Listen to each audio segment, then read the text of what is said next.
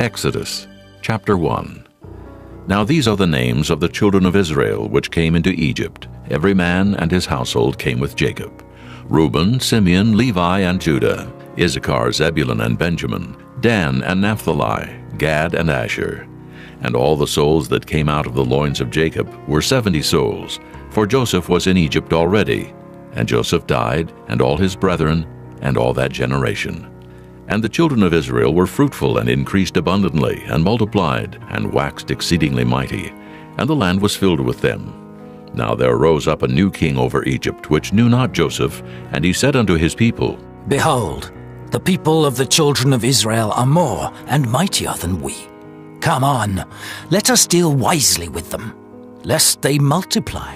And it come to pass, that when there falleth out any war, they join also unto our enemies, and fight against us, and so get them up out of the land. Therefore they did set over them taskmasters to afflict them with their burdens. And they built for Pharaoh treasure cities, Pithom and Ramesses. But the more they afflicted them, the more they multiplied and grew, and they were grieved because of the children of Israel. And the Egyptians made the children of Israel to serve with rigor, and they made their lives bitter with hard bondage, in mortar and in brick, and in all manner of service in the field. All their service wherein they made them serve was with rigor. And the king of Egypt spake to the Hebrew midwives, of which the name of one was Shiphrah, and the name of the other Puah. And he said, When ye do the office of a midwife to the Hebrew women, and see them upon the stools, if it be a son, then ye shall kill him. But if it be a daughter, then she shall live. But the midwives feared God, and did not as the king of Egypt commanded them, but saved the men children alive. And the king of Egypt called for the midwives, and said unto them, Why have ye done this thing, and have saved the men children alive? And the midwives said unto Pharaoh, Because the Hebrew women are not as the Egyptian women, for they are lively, and are delivered ere the midwives come in unto them. Therefore God dealt well with the midwives, and the people multiplied and waxed very mighty. And it came to pass, because the midwives feared God, that he made them houses. And Pharaoh charged all his people, saying, Every son that is born ye shall cast into the river, and every daughter ye shall save alive. Chapter 2. And there went a man of the house of Levi, and took to wife a daughter of Levi. And the woman conceived, and bare a son. And when she saw him that he was a goodly child, she hid him 3 months. And when she could no longer hide him, she took for him an ark of bulrushes, and daubed it with slime and with pitch, and put the child therein. And she laid it in the flags by the river's brink. And his sister stood afar off to wit what would be done to him. And the daughter of Pharaoh came down to wash herself at the river, and her maidens walked along by the river's side. And when she saw the ark among the flags, she sent her maid to fetch it. And when she had opened it, she saw the child, and behold, the babe wept. And she had compassion on him, and said, This is one of the Hebrews' children. Then said his sister to Pharaoh's daughter, Shall I go and call to thee a nurse of the Hebrew women, that she may nurse the child for thee? And Pharaoh's daughter said to her, Go. And the maid went and called the child's mother. And Pharaoh's daughter said unto her, Take this child away, and nurse it for me, and I will give thee thy wages. And the woman took the child and nursed it. And the child grew, and she brought him unto Pharaoh's daughter, and he became her son. And she called his name Moses, and she said, Because I drew him out of the water. And it came to pass in those days, when Moses was grown, that he went out unto his brethren, and looked on their burdens. And he spied an Egyptian smiting an Hebrew, one of his brethren. And he looked this way and that way, and when he saw that there was no man, he slew the Egyptian, and hid him in the sand. And when he went out the second day, behold, 2 men of the Hebrews strove together. And he said to him that did the wrong, Wherefore smitest thou thy fellow? And he said, Who made thee a prince and a judge over us? Intendest thou to kill me as thou killedst the Egyptian? And Moses feared, and said, Surely this thing is known. Now when Pharaoh heard this thing, he sought to slay Moses. But Moses fled from the face of Pharaoh, and dwelt in the land of Midian. And he sat down by a well.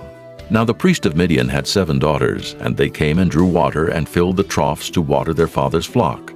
And the shepherds came and drove them away. But Moses stood up and helped them, and watered their flock. And when they came to Reuel their father, he said, How is it that ye are come so soon today? And they said, An Egyptian delivered us out of the hand of the shepherds, and also drew water enough for us, and watered the flock. And he said unto his daughters, And where is he? Why is it that ye have left the man? Call him that he may eat bread. And Moses was content to dwell with the man. And he gave Moses Zipporah his daughter, and she bare him a son, and he called his name Gershom, for he said, I have been a stranger in a strange land. And it came to pass in process of time that the king of Egypt died, and the children of Israel sighed by reason of the bondage. And they cried, and their cry came up unto God by reason of the bondage. And God heard their groaning. And God remembered his covenant with Abraham, with Isaac, and with Jacob. And God looked upon the children of Israel, and God had respect unto them. Chapter 3. Now Moses kept the flock of Jethro his father-in-law, the priest of Midian. And he led the flock to the backside of the desert, and came to the mountain of God, even to Horeb. And the angel of the Lord appeared unto him in a flame of fire out of the midst of a bush. And he looked, and behold, the bush burned with fire, and the bush was not consumed. And Moses said, I will now turn aside and see this great sight, why the bush is not burnt. And when the Lord saw that he turned aside to see, God called unto him out of the midst of the bush, and said, Moses, Moses. And he said, Here am I. And he said, Draw not nigh hither. Put off thy shoes from off thy feet, for the place whereon thou standest is holy ground. Moreover he said, I am the God of thy father, the God of Abraham, the God of Isaac, and the God of Jacob. And Moses hid his face, for he was afraid to look upon God.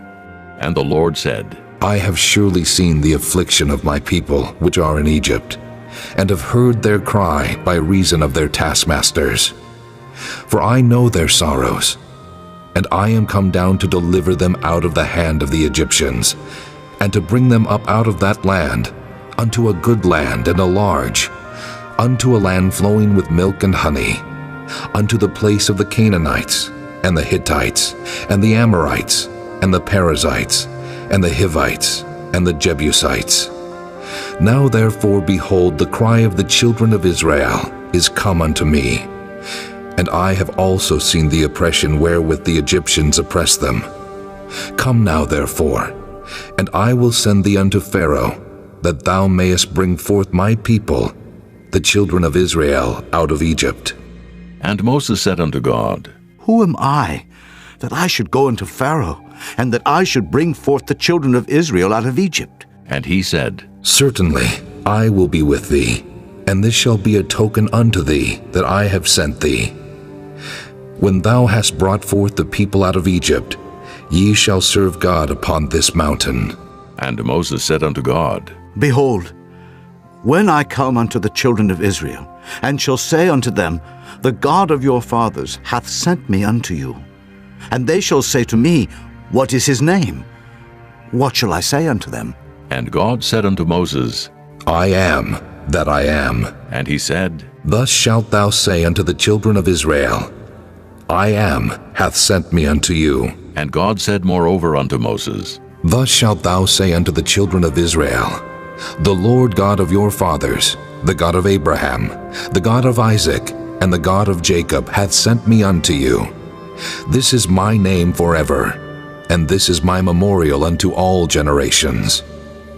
Go and gather the elders of Israel together, and say unto them, The Lord God of your fathers, the God of Abraham, of Isaac, and of Jacob, appeared unto me, saying, I have surely visited you, and seen that which is done to you in Egypt.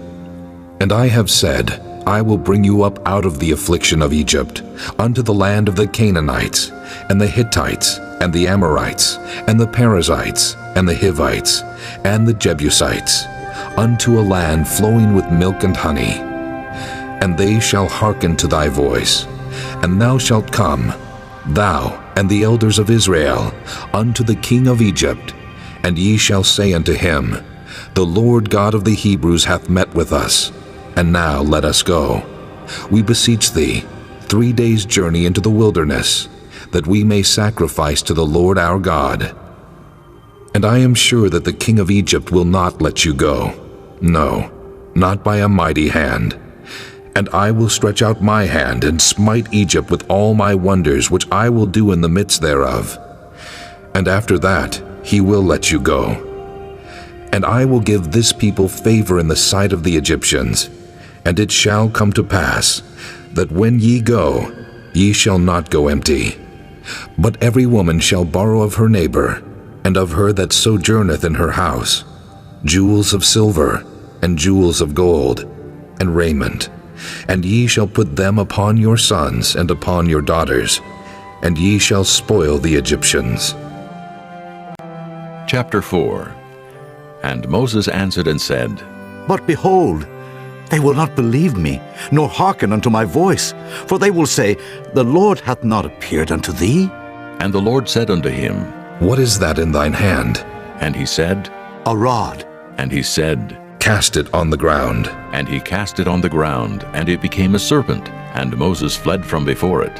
And the Lord said unto Moses, Put forth thine hand, and take it by the tail. And he put forth his hand, and caught it, and it became a rod in his hand. That they may believe that the Lord God of their fathers, the God of Abraham, the God of Isaac, and the God of Jacob, hath appeared unto thee. And the Lord said furthermore unto him, Put now thine hand into thy bosom. And he put his hand into his bosom, and when he took it out, behold, his hand was leprous as snow. And he said, Put thine hand into thy bosom again. And he put his hand into his bosom again, and plucked it out of his bosom, and behold, it was turned again as his other flesh. And it shall come to pass, if they will not believe thee, neither hearken to the voice of the first sign, that they will believe the voice of the latter sign. And it shall come to pass, if they will not believe also these two signs, neither hearken unto thy voice, that thou shalt take of the water of the river, and pour it upon the dry land. And the water which thou takest out of the river shall become blood upon the dry land. And Moses said unto the Lord, O my Lord, I am not eloquent, neither heretofore nor since thou hast spoken unto thy servant, but I am slow of speech, and of a slow tongue. And the Lord said unto him, Who hath made man's mouth? Or who maketh the dumb or deaf, or the seen or the blind? Have not I the Lord? Now therefore go, and I will be with thy mouth, and teach thee what thou shalt say. And he said, O my Lord, send, I pray thee, by the hand of him whom thou wilt send. And the anger of the Lord was kindled against Moses, and he said, Is not Aaron the Levite thy brother? I know that he can speak well. And also, behold, he cometh forth to meet thee, and when he seeth thee, he will be glad in his heart. And thou shalt speak unto him, and put words in his mouth. And I will be with thy mouth, and with his mouth, and will teach you what ye shall do. And he shall be thy spokesman unto the people. And he shall be, even he shall be to thee instead of a mouth, and thou shalt be to him instead of God. And thou shalt take this rod in thine hand, wherewith thou shalt do signs. And Moses went and returned to Jethro his father-in-law, and said unto him, Let me go, I pray thee, and return unto my brethren which are in Egypt, and see whether they be yet alive. And Jethro said to Moses, Go in peace. And the Lord said unto Moses in Midian, Go, return into Egypt, for all the men are dead which sought thy life. And Moses took his wife and his sons, and set them upon an ass, and he returned to the land of Egypt. And Moses took the rod of God in his hand. And the Lord said unto Moses, When thou goest to return into Egypt, see that thou do all those wonders before Pharaoh, which I have put in thine hand. But I will harden his heart, that he shall not let the people go. And thou shalt say unto Pharaoh, Thus saith the Lord, Israel is my son, even my firstborn. And I say unto thee, Let my son go, that he may serve me. And if thou refuse to let him go, behold, I will slay thy son, even thy firstborn. And it came to pass by the way in the inn, that the Lord met him, and sought to kill him. Then Zipporah took a sharp stone, and cut off the foreskin of her son, and cast it at his feet, and said, Surely a bloody husband art thou to me. So he let him go. Then she said, A bloody husband thou art. because of the circumcision. And the Lord said to Aaron, Go into the wilderness to meet Moses. And he went and met him in the mount of God and kissed him. And Moses told Aaron all the words of the Lord who had sent him, and all the signs which he had commanded him. And Moses and Aaron went and gathered together all the elders of the children of Israel. And Aaron spake all the words which the Lord had spoken unto Moses, and did the signs in the sight of the people. And the people believed. And when they heard that the Lord had visited the children of Israel, and that he had looked upon their affliction, then they bowed their heads and worshipped. Chapter 5. And afterward Moses and Aaron went in and told Pharaoh, Thus saith the Lord God of Israel, Let my people go, that they may hold a feast unto me in the wilderness. And Pharaoh said, Who is the Lord, that I should obey his voice to let Israel go? I know not the Lord, neither will I let Israel go. And they said, The God of the Hebrews hath met with us. Let us go, we pray thee, 3 days' journey into the desert, and sacrifice unto the Lord our God, lest he fall upon us with pestilence or with the sword. And the king of Egypt said unto them, Wherefore do ye, Moses and Aaron, let the people from their works get you unto your burdens? And Pharaoh said, Behold, the people of the land now are many, and ye make them rest from their burdens. And Pharaoh commanded the same day the taskmasters of the people and their officers, saying, Ye shall no more give the people straw to make brick. As heretofore, let them go and gather straw for themselves. And the tale of the bricks, which they did make heretofore, ye shall lay upon them. Ye shall not diminish aught thereof, for they be idle. Therefore they cry, saying, Let us go and sacrifice to our God. Let there more work be laid upon the men, that they may labor therein, and let them not regard vain words. And the taskmasters of the people went out, and their officers, and they spake to the people, saying, Thus saith Pharaoh, I will not give you straw. Go ye, get you straw where ye can find it, yet not aught of your work shall be diminished. So the people were scattered abroad throughout all the land of Egypt to gather stubble instead of straw.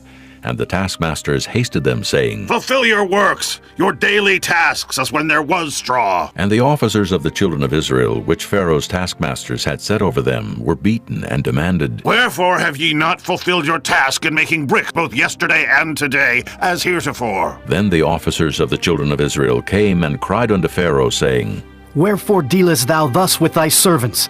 There is no straw given unto thy servants, and they say to us, Make brick. And behold, thy servants are beaten, but the fault is in thine own people. But he said, Ye are idle. Ye are idle. Therefore ye say, Let us go and do sacrifice to the Lord.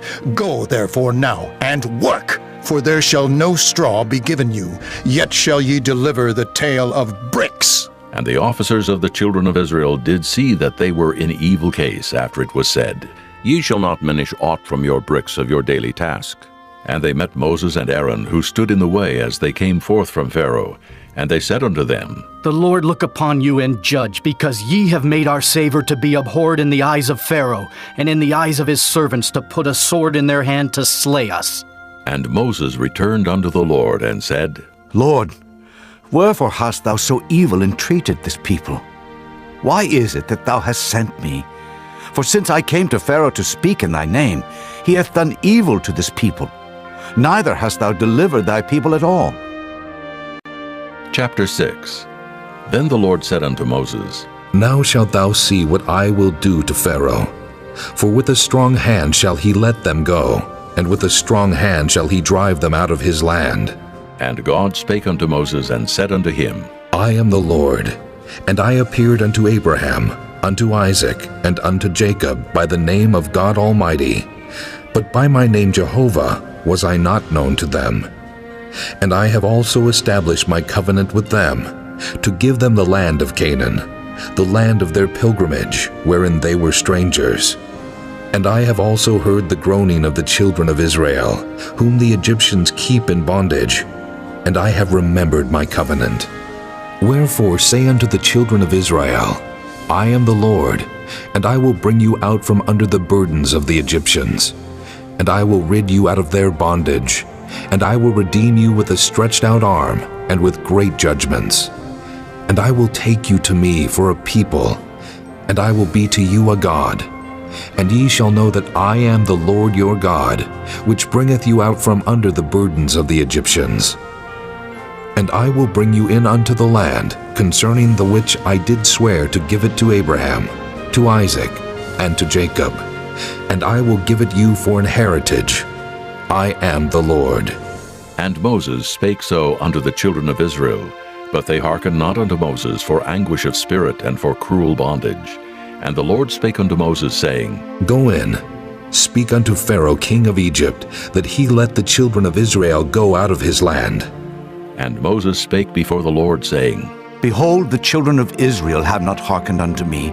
How then shall Pharaoh hear me, who am of uncircumcised lips? And the Lord spake unto Moses and unto Aaron, and gave them a charge unto the children of Israel, and unto Pharaoh king of Egypt, to bring the children of Israel out of the land of Egypt. These be the heads of their fathers' houses. The sons of Reuben, the firstborn of Israel, Hanok, and Palu, Hezron, and Carmi. These be the families of Reuben. And the sons of Simeon, Jemuel, and Jamin, and Ohad, and Jachin, and Zohar, and Shaul, the son of a Canaanitish woman. These are the families of Simeon. And these are the names of the sons of Levi according to their generations, Gershon, and Kohath, and Merari. And the years of the life of Levi were 137 years. The sons of Gershon, Libni, and Shimei, according to their families.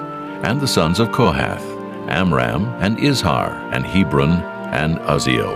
And the years of the life of Kohath were 133 years.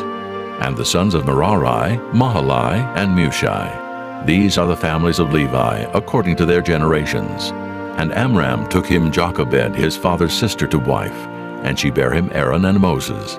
And the years of the life of Amram were 137 years. And the sons of Izhar, Korah, and Nephig, and Zichri. And the sons of Uzziel, Mishael, and Elzaphan, and Zithri. And Aaron took him Elishubah, daughter of Aminadab, sister of Naashon, to wife. And she bare him Nadab, and Abihu, Eleazar, and Ithamar. And the sons of Korah, Asher, and Elkanah, and Abiasaph. These are the families of the Korhites. And Eleazar, Aaron's son, took him one of the daughters of Putiel to wife, and she bare him Phinehas. These are the heads of the fathers of the Levites according to their families.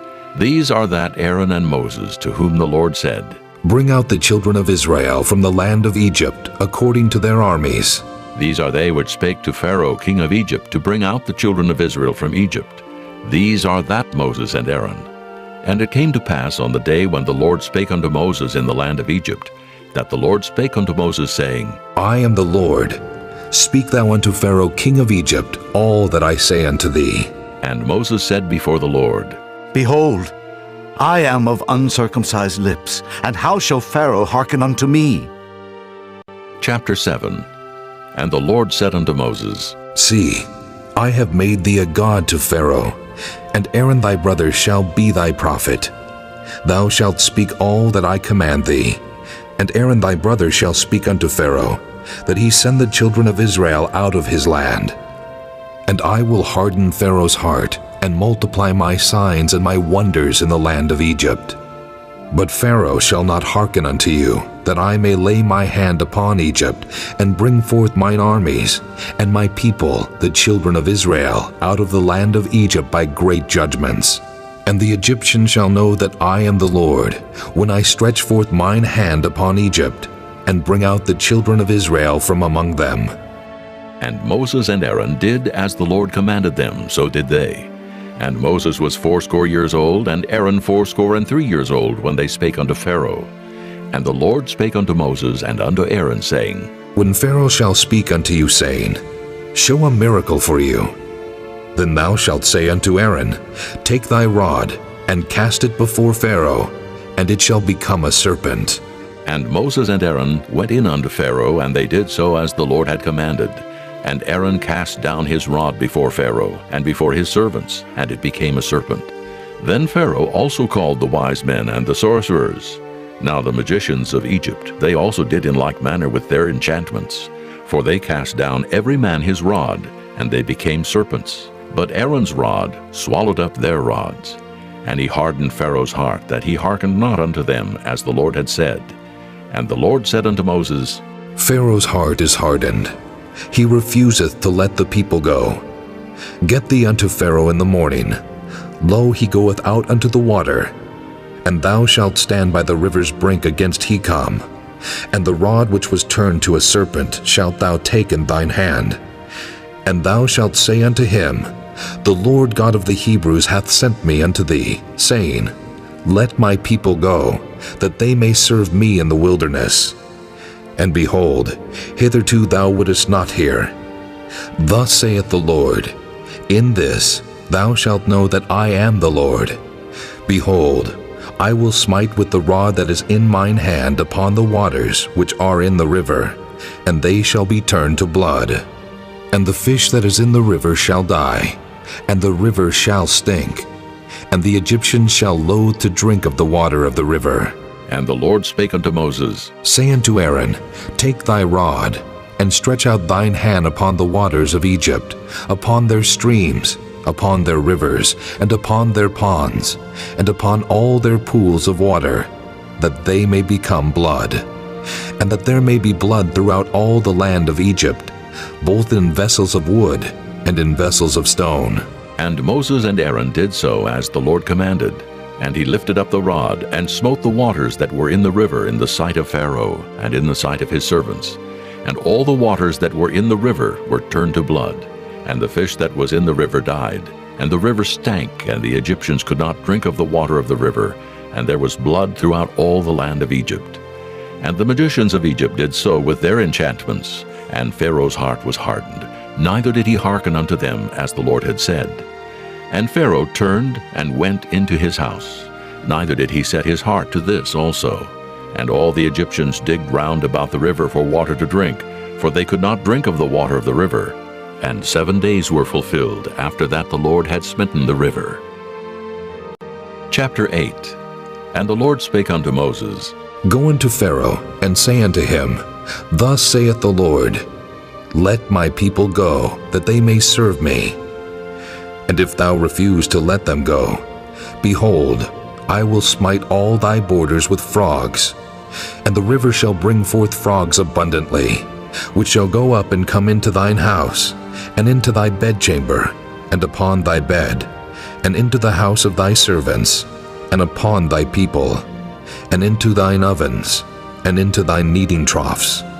And the frogs shall come up both on thee, and upon thy people, and upon all thy servants. And the Lord spake unto Moses, Say unto Aaron, Stretch forth thine hand with thy rod over the streams, over the rivers, and over the ponds, and cause frogs to come up upon the land of Egypt. And Aaron stretched out his hand over the waters of Egypt, and the frogs came up and covered the land of Egypt. And the magicians did so with their enchantments, and brought up frogs upon the land of Egypt. Then Pharaoh called for Moses and Aaron, and said, Entreat the Lord, that he may take away the frogs from me and from my people, and I will let the people go, that they may do sacrifice unto the Lord. And Moses said unto Pharaoh, Glory over me. When shall I entreat for thee, and for thy servants, and for thy people, to destroy the frogs from thee and thy houses, that they may remain in the river only? And he said, Tomorrow. And he said, Be it according to thy word, that thou mayest know that there is none like unto the Lord our God. And the frogs shall depart from thee, and from thy houses, and from thy servants, and from thy people. They shall remain in the river only. And Moses and Aaron went out from Pharaoh, and Moses cried unto the Lord because of the frogs which he had brought against Pharaoh. And the Lord did according to the word of Moses, and the frogs died out of the houses, out of the villages, and out of the fields. And they gathered them together upon heaps, and the land stank. But when Pharaoh saw that there was respite, he hardened his heart, and hearkened not unto them as the Lord had said. And the Lord said unto Moses, Say unto Aaron, Stretch out thy rod, and smite the dust of the land, that it may become lice throughout all the land of Egypt. And they did so. For Aaron stretched out his hand with his rod, and smote the dust of the earth, and it became lice in man and in beast. All the dust of the land became lice throughout all the land of Egypt. And the magicians did so with their enchantments to bring forth lice, but they could not. So there were lice upon man and upon beast. Then the magicians said unto Pharaoh, This is the finger of God. And Pharaoh's heart was hardened, and he hearkened not unto them as the Lord had said. And the Lord said unto Moses, Rise up early in the morning, and stand before Pharaoh. Lo, he cometh forth to the water, and say unto him, Thus saith the Lord, Let my people go, that they may serve me. Else, if thou wilt not let my people go, behold, I will send swarms of flies upon thee, and upon thy servants, and upon thy people, and into thy houses, and the houses of the Egyptians shall be full of swarms of flies, and also the ground whereon they are. And I will sever in that day the land of Goshen, in which my people dwell, that no swarms of flies shall be there, to the end thou mayest know that I am the Lord in the midst of the earth. And I will put a division between my people and thy people. Tomorrow shall this sign be. And the Lord did so. And there came a grievous swarm of flies into the house of Pharaoh, and into his servants' houses, and into all the land of Egypt. The land was corrupted by reason of the swarm of flies.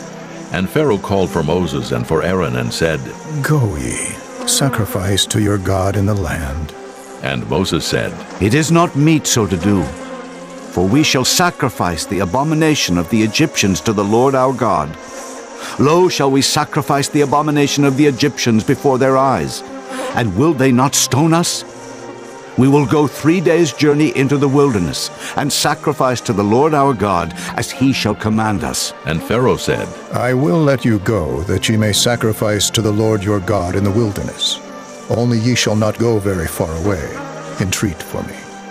And Moses said, Behold, I go out from thee, and I will entreat the Lord that the swarms of flies may depart from Pharaoh, from his servants, and from his people, tomorrow. But let not Pharaoh deal deceitfully any more, in not letting the people go to sacrifice to the Lord. And Moses went out from Pharaoh, and entreated the Lord. And the Lord did according to the word of Moses, and he removed the swarms of flies from Pharaoh, from his servants, and from his people. There remained not one. And Pharaoh hardened his heart at this time also, neither would he let the people go. Chapter 9. Then the Lord said unto Moses, Go in unto Pharaoh, and tell him, Thus saith the Lord God of the Hebrews, Let my people go, that they may serve me. For if thou refuse to let them go, and wilt hold them still, behold, the hand of the Lord is upon thy cattle, which is in the field, upon the horses, upon the asses, upon the camels, upon the oxen, and upon the sheep. There shall be a very grievous murrain. And the Lord shall sever between the cattle of Israel and the cattle of Egypt, and there shall nothing die of all that is the children's of Israel. And the Lord appointed a set time, saying, Tomorrow the Lord shall do this thing in the land. And the Lord did that thing on the morrow, and all the cattle of Egypt died, but of the cattle of the children of Israel died not one. And Pharaoh sent, and behold, there was not one of the cattle of the Israelites dead. And the heart of Pharaoh was hardened, and he did not let the people go. And the Lord said unto Moses and unto Aaron, Take to you handfuls of ashes of the furnace, and let Moses sprinkle it toward the heaven in the sight of Pharaoh. And it shall become small dust in all the land of Egypt, and shall be a boil breaking forth with blains upon man, and upon beast throughout all the land of Egypt. And they took ashes of the furnace, and stood before Pharaoh, and Moses sprinkled it up toward heaven, and it became a boil breaking forth with blains upon man and upon beast. And the magicians could not stand before Moses because of the boils, for the boil was upon the magicians and upon all the Egyptians. And the Lord hardened the heart of Pharaoh, and he hearkened not unto them, as the Lord had spoken unto Moses. And the Lord said unto Moses, Rise up early in the morning, and stand before Pharaoh, and say unto him, Thus saith the Lord God of the Hebrews, Let my people go, that they may serve me.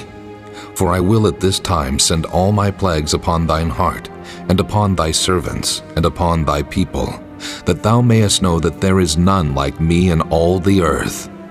For now I will stretch out my hand, that I may smite thee and thy people with pestilence, and thou shalt be cut off from the earth. And in very deed for this cause have I raised thee up, for to show in thee my power, and that my name may be declared throughout all the earth. As yet exaltest thou thyself against my people, that thou wilt not let them go? Behold, tomorrow about this time I will cause it to rain a very grievous hail, such as hath not been in Egypt since the foundation thereof even until now. Send therefore now, and gather thy cattle, and all that thou hast in the field, for upon every man and beast which shall be found in the field, and shall not be brought home, the hail shall come down upon them, and they shall die. He that feared the word of the Lord among the servants of Pharaoh made his servants and his cattle flee into the houses, and he that regarded not the word of the Lord left his servants and his cattle in the field. And the Lord said unto Moses, Stretch forth thine hand toward heaven, that there may be hail in all the land of Egypt, upon man, and upon beast, and upon every herb of the field throughout the land of Egypt. And Moses stretched forth his rod toward heaven, and the Lord sent thunder and hail, and the fire ran along upon the ground, and the Lord rained hail upon the land of Egypt. So there was hail and fire mingled with the hail, very grievous, such as there was none like it in all the land of Egypt, since it became a nation. And the hail smote throughout all the land of Egypt, all that was in the field, both man and beast. And the hail smote every herb of the field, and brake every tree of the field. Only in the land of Goshen, where the children of Israel were, was there no hail. And Pharaoh sent and called for Moses and Aaron, and said unto them, I have sinned this time. The Lord is righteous, and I and my people are wicked. Entreat the Lord, for it is enough, that there be no more mighty thunderings and hail, and I will let you go, and ye shall stay no longer. And Moses said unto him, As soon as I am gone out of the city, I will spread abroad my hands unto the Lord, and the thunder shall cease, neither shall there be any more hail, that thou mayest know how that the earth is the Lord's. But as for thee and thy servants, I know that ye will not yet fear the Lord God. And the flax and the barley was smitten, for the barley was in the ear, and the flax was bold. But the wheat and the rye were not smitten, for they were not grown up. And Moses went out of the city from Pharaoh, and spread abroad his hands unto the Lord.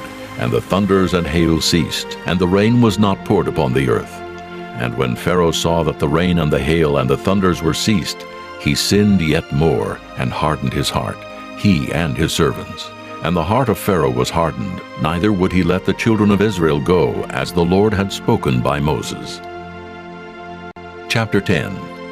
And the Lord said unto Moses, Go in unto Pharaoh, for I have hardened his heart and the heart of his servants, that I might show these my signs before him, and that thou mayest tell in the ears of thy son, and of thy son's son, what things I have wrought in Egypt, and my signs which I have done among them, that ye may know how that I am the Lord. And Moses and Aaron came in unto Pharaoh, and said unto him, Thus saith the Lord God of the Hebrews, How long wilt thou refuse to humble thyself before me? Let my people go, that they may serve me.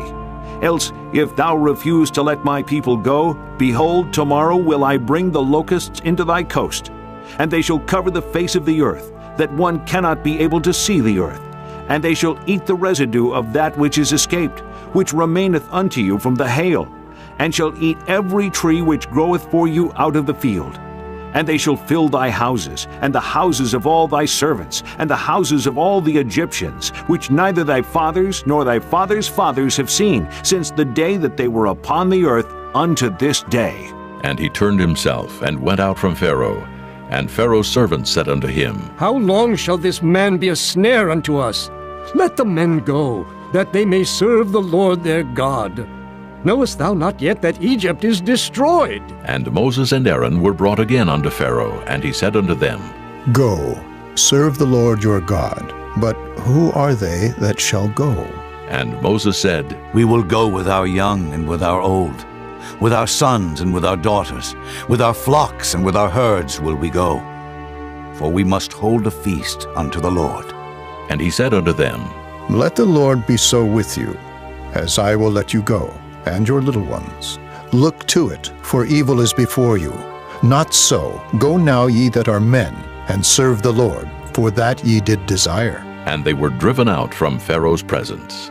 And the Lord said unto Moses, Stretch out thine hand over the land of Egypt for the locusts, that they may come up upon the land of Egypt, and eat every herb of the land, even all that the hail hath left.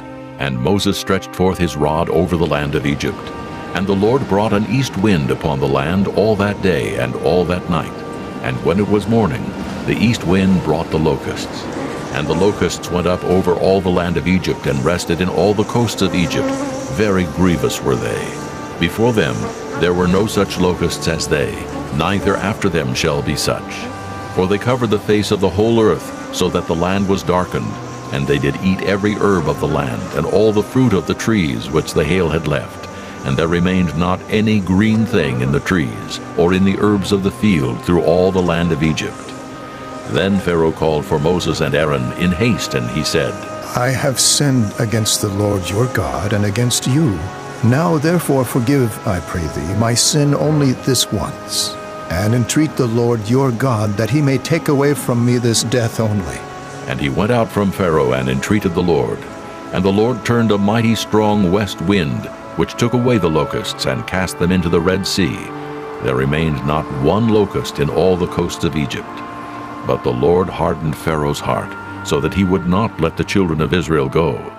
And the Lord said unto Moses, Stretch out thine hand toward heaven, that there may be darkness over the land of Egypt, even darkness which may be felt. And Moses stretched forth his hand toward heaven, and there was a thick darkness in all the land of Egypt 3 days. They saw not one another, neither rose any from his place for 3 days, but all the children of Israel had light in their dwellings. And Pharaoh called unto Moses and said, Go ye, serve the Lord. Only let your flocks and your herds be stayed. Let your little ones also go with you. And Moses said, Thou must give us also sacrifices and burnt offerings, that we may sacrifice unto the Lord our God. Our cattle also shall go with us. There shall not an hoof be left behind, for thereof must we take to serve the Lord our God. And we know not with what we must serve the Lord until we come thither. But the Lord hardened Pharaoh's heart, and he would not let them go. And Pharaoh said unto him, Get thee from me. Take heed to thyself. See my face no more, for in that day thou seest my face, thou shalt die. And Moses said, Thou hast spoken well. I will see thy face again no more. Chapter 11. And the Lord said unto Moses, Yet will I bring one plague more upon Pharaoh and upon Egypt. Afterwards he will let you go hence. When he shall let you go, he shall surely thrust you out hence altogether. Speak now in the ears of the people, and let every man borrow of his neighbor, and every woman of her neighbor, jewels of silver and jewels of gold. And the Lord gave the people favor in the sight of the Egyptians. Moreover, the man Moses was very great in the land of Egypt, in the sight of Pharaoh's servants, and in the sight of the people. And Moses said, Thus saith the Lord, About midnight will I go out into the midst of Egypt, and all the firstborn in the land of Egypt shall die, from the firstborn of Pharaoh that sitteth upon his throne, even unto the firstborn of the maidservant that is behind the mill, and all the firstborn of beasts. And there shall be a great cry throughout all the land of Egypt, such as there was none like it, nor shall be like it any more. But against any of the children of Israel shall not a dog move his tongue, against man or beast, that ye may know how that the Lord doth put a difference between the Egyptians and Israel. And all these thy servants shall come down unto me, and bow down themselves unto me, saying, Get thee out, and all the people that follow thee. And after that I will go out. And he went out from Pharaoh in a great anger. And the Lord said unto Moses, Pharaoh shall not hearken unto you, that my wonders may be multiplied in the land of Egypt. And Moses and Aaron did all these wonders before Pharaoh. And the Lord hardened Pharaoh's heart, so that he would not let the children of Israel go out of his land. Chapter 12. And the Lord spake unto Moses and Aaron in the land of Egypt, saying, This month shall be unto you the beginning of months. It shall be the first month of the year to you. Speak ye unto all the congregation of Israel, saying, In the 10th day of this month they shall take to them every man a lamb, according to the house of their fathers, a lamb for an house.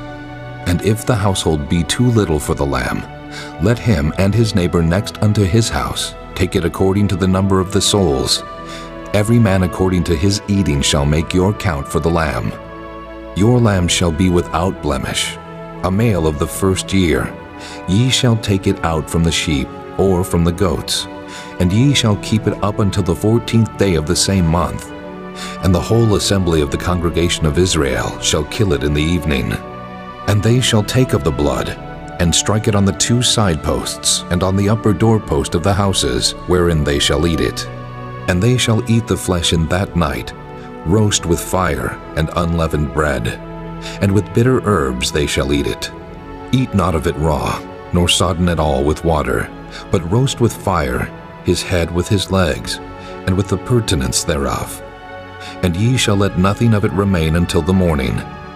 And that which remaineth of it until the morning ye shall burn with fire. And thus shall ye eat it, with your loins girded, your shoes on your feet, and your staff in your hand. And ye shall eat it in haste. It is the Lord's Passover. For I will pass through the land of Egypt this night, and will smite all the firstborn in the land of Egypt, both man and beast, and against all the gods of Egypt I will execute judgment. I am the Lord. And the blood shall be to you for a token upon the houses where ye are. And when I see the blood, I will pass over you, and the plague shall not be upon you to destroy you when I smite the land of Egypt. And this day shall be unto you for a memorial, and ye shall keep it a feast to the Lord throughout your generations. Ye shall keep it a feast by an ordinance forever. 7 days shall ye eat unleavened bread. Even the first day ye shall put away leaven out of your houses. For whosoever eateth leavened bread from the first day until the 7th day, that soul shall be cut off from Israel. And in the first day there shall be an holy convocation, and in the 7th day there shall be an holy convocation to you. No manner of work shall be done in them, save that which every man must eat, that only may be done of you. And ye shall observe the feast of unleavened bread. For in this selfsame day have I brought your armies out of the land of Egypt. Therefore shall ye observe this day in your generations by an ordinance forever. In the first month, on the 14th day of the month at even, ye shall eat unleavened bread until the 21st day of the month at even. 7 days shall there be no leaven found in your houses. For whosoever eateth that which is leavened, even that soul shall be cut off from the congregation of Israel, whether he be a stranger or born in the land. Ye shall eat nothing leavened. In all your habitations shall ye eat unleavened bread. Then Moses called for all the elders of Israel and said unto them, Draw out and take you a lamb according to your families, and kill the Passover. And ye shall take a bunch of hyssop, and dip it in the blood that is in the basin, and strike the lintel and the 2 side posts with the blood that is in the basin. And none of you shall go out at the door of his house until the morning. For the Lord will pass through to smite the Egyptians. And when he seeth the blood upon the lintel and on the 2 side posts, the Lord will pass over the door, and will not suffer the destroyer to come in unto your houses to smite you. And ye shall observe this thing for an ordinance to thee and to thy sons forever. And it shall come to pass, when ye be come to the land which the Lord will give you, according as he hath promised, that ye shall keep this service. And it shall come to pass, when your children shall say unto you, What mean ye by this service?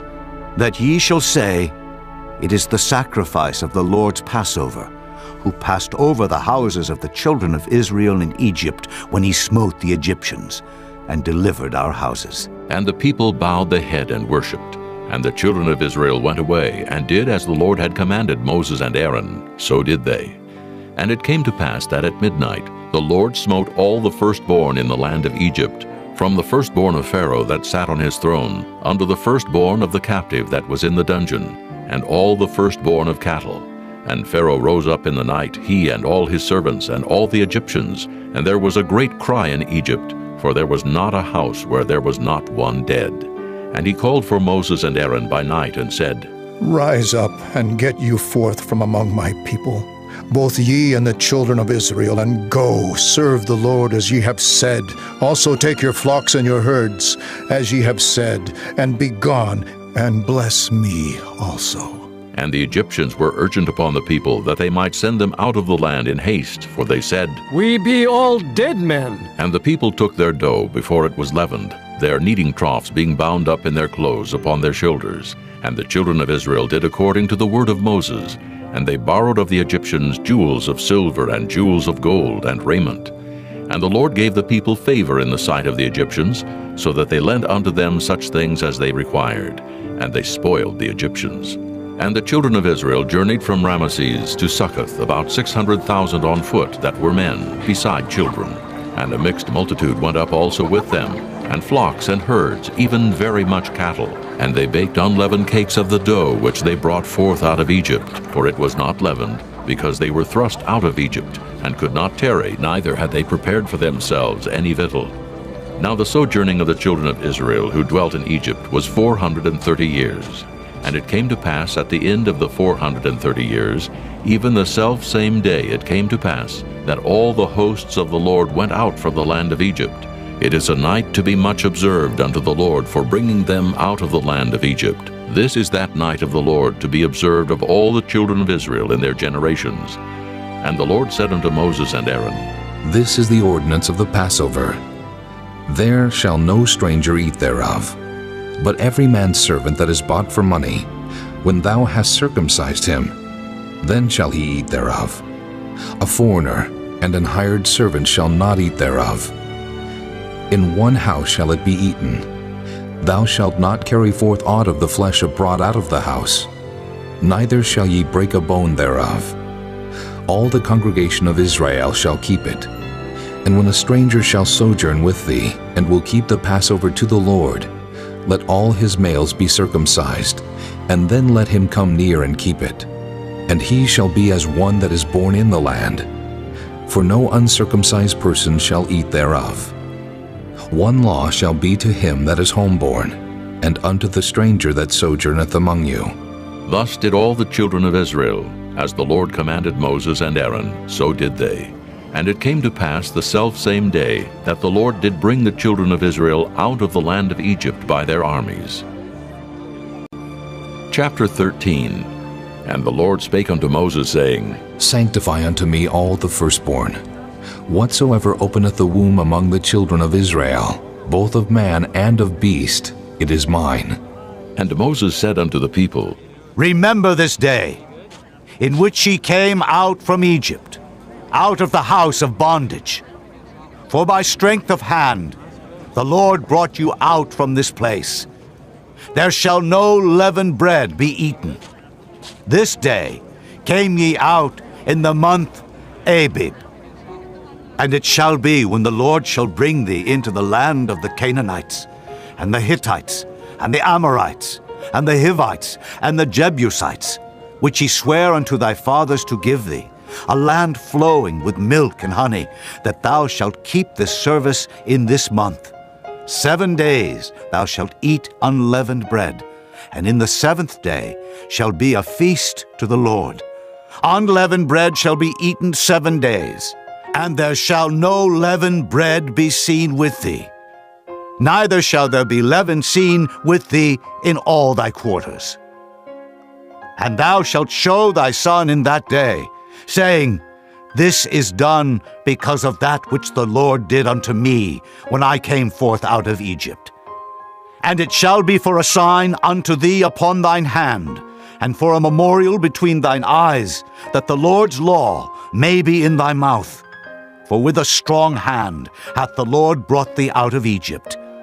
Thou shalt therefore keep this ordinance in his season from year to year. And it shall be, when the Lord shall bring thee into the land of the Canaanites, as he sware unto thee and to thy fathers, and shall give it thee, that thou shalt set apart unto the Lord all that openeth the matrix, and every firstling that cometh of a beast which thou hast, the males shall be the Lord's. And every firstling of an ass thou shalt redeem with a lamb. And if thou wilt not redeem it, then thou shalt break his neck. And all the firstborn of man among thy children shalt thou redeem. And it shall be when thy son asketh thee in time to come, saying, What is this? That thou shalt say unto him, By strength of hand the Lord brought us out from Egypt, from the house of bondage. And it came to pass, when Pharaoh would hardly let us go, that the Lord slew all the firstborn in the land of Egypt, both the firstborn of man and the firstborn of beast. Therefore I sacrifice to the Lord all that openeth the matrix, being males, but all the firstborn of my children I redeem. And it shall be for a token upon thine hand, and for frontlets between thine eyes, for by strength of hand the Lord brought us forth out of Egypt. And it came to pass, when Pharaoh had let the people go, that God led them not through the way of the land of the Philistines, although that was near. For God said, Lest peradventure the people repent when they see war, and they return to Egypt. But God led the people about through the way of the wilderness of the Red Sea. And the children of Israel went up harnessed out of the land of Egypt. And Moses took the bones of Joseph with him, for he had straitly sworn the children of Israel, saying, God will surely visit you, and ye shall carry up my bones away hence with you. And they took their journey from Succoth, and encamped in Etham in the edge of the wilderness. And the Lord went before them by day in a pillar of cloud to lead them the way, and by night in a pillar of fire to give them light, to go by day and night. He took not away the pillar of the cloud by day, nor the pillar of fire by night from before the people. Chapter 14.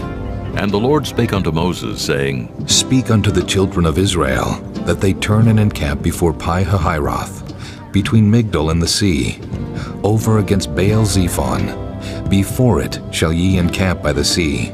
For Pharaoh will say of the children of Israel, They are entangled in the land, the wilderness hath shut them in. And I will harden Pharaoh's heart, that he shall follow after them. And I will be honored upon Pharaoh, and upon all his host, that the Egyptians may know that I am the Lord. And they did so. And it was told the king of Egypt that the people fled, and the heart of Pharaoh and of his servants was turned against the people, and they said, Why have we done this, that we have let Israel go from serving us? And he made ready his chariot, and took his people with him.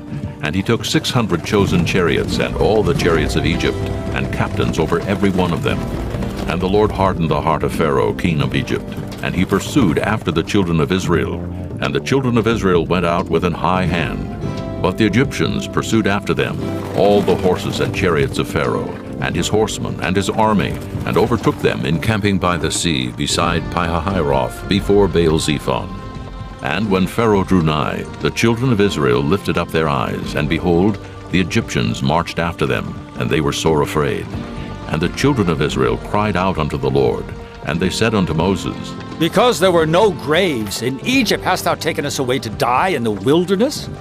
Wherefore hast thou dealt thus with us, to carry us forth out of Egypt? Is not this the word that we did tell thee in Egypt, saying, Let us alone, that we may serve the Egyptians? For it had been better for us to serve the Egyptians than that we should die in the wilderness. And Moses said unto the people, Fear ye not. Stand still, and see the salvation of the Lord, which he will show to you today. For the Egyptians, whom ye have seen today, ye shall see them again no more forever. The Lord shall fight for you, and ye shall hold your peace. And the Lord said unto Moses, Wherefore criest thou unto me? Speak unto the children of Israel, that they go forward. But lift thou up thy rod, and stretch out thine hand over the sea, and divide it. And the children of Israel shall go on dry ground through the midst of the sea. And I, behold, I will harden the hearts of the Egyptians, and they shall follow them. And I will get me honor upon Pharaoh, and upon all his host, upon his chariots, and upon his horsemen. And the Egyptians shall know that I am the Lord, when I have gotten me honor upon Pharaoh, upon his chariots, and upon his horsemen. And the angel of God, which went before the camp of Israel, removed and went behind them. And the pillar of the cloud went from before their face, and stood behind them. And it came between the camp of the Egyptians and the camp of Israel, and it was a cloud and darkness to them, but it gave light by night to these, so that the one came not near the other all the night. And Moses stretched out his hand over the sea, and the Lord caused the sea to go back by a strong east wind all that night, and made the sea dry land, and the waters were divided. And the children of Israel went into the midst of the sea upon the dry ground, and the waters were a wall unto them on their right hand and on their left. And the Egyptians pursued, and went in after them to the midst of the sea, even all Pharaoh's horses, his chariots, and his horsemen.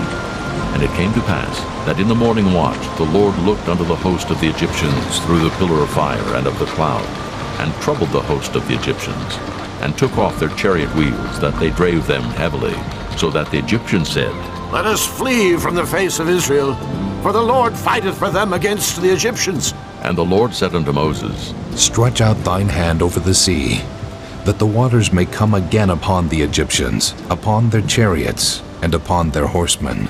And Moses stretched forth his hand over the sea, and the sea returned to his strength when the morning appeared. And the Egyptians fled against it, and the Lord overthrew the Egyptians in the midst of the sea. And the waters returned, and covered the chariots and the horsemen, and all the host of Pharaoh that came into the sea after them. There remained not so much as one of them. But the children of Israel walked upon dry land in the midst of the sea, and the waters were a wall unto them on their right hand and on their left. Thus the Lord saved Israel that day out of the hand of the Egyptians. And Israel saw the Egyptians dead upon the seashore. And Israel saw that great work which the Lord did upon the Egyptians. And the people feared the Lord, and believed the Lord and his servant Moses. Chapter 15. Then sang Moses and the children of Israel this song unto the Lord, and spake, saying, I will sing unto the Lord, for he hath triumphed gloriously. The horse and his rider hath he thrown into the sea. The Lord is my strength and song, and he is become my salvation. He is my God, and I will prepare him an habitation, my father's God, and I will exalt him. The Lord is a man of war. The Lord is his name. Pharaoh's chariots and his host hath he cast into the sea. His chosen captains also are drowned in the Red Sea. The depths have covered them. They sank into the bottom as a stone. Thy right hand, O Lord, is become glorious in power. Thy right hand, O Lord, hath dashed in pieces the enemy. And in the greatness of thine excellency, thou hast overthrown them that rose up against thee. Thou sentest forth thy wrath, which consumed them as stubble. And with the blast of thy nostrils the waters were gathered together. The flood stood upright as an heap, and the depths were congealed in the heart of the sea. The enemy said, I will pursue, I will overtake, I will divide the spoil. My lust shall be satisfied upon them. I will draw my sword, my hand shall destroy them. Thou didst blow with thy wind, the sea covered them. They sank as lead in the mighty waters. Who is like unto thee, O Lord, among the gods? Who is like thee, glorious in holiness, fearful in praises, doing wonders? Thou stretchedst out thy right hand, the earth swallowed them. Thou in thy mercy hast led forth the people which thou hast redeemed. Thou hast guided them in thy strength unto thy holy habitation. The people shall hear and be afraid. Sorrow shall take hold on the inhabitants of Palestina.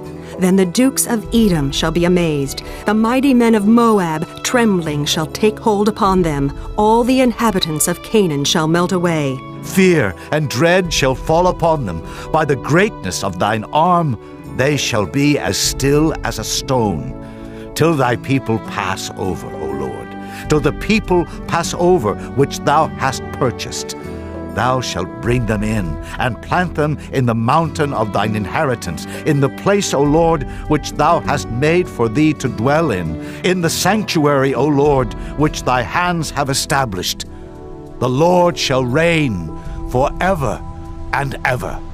For the horse of Pharaoh went in with his chariots and with his horsemen into the sea. And the Lord brought again the waters of the sea upon them. But the children of Israel went on dry land in the midst of the sea.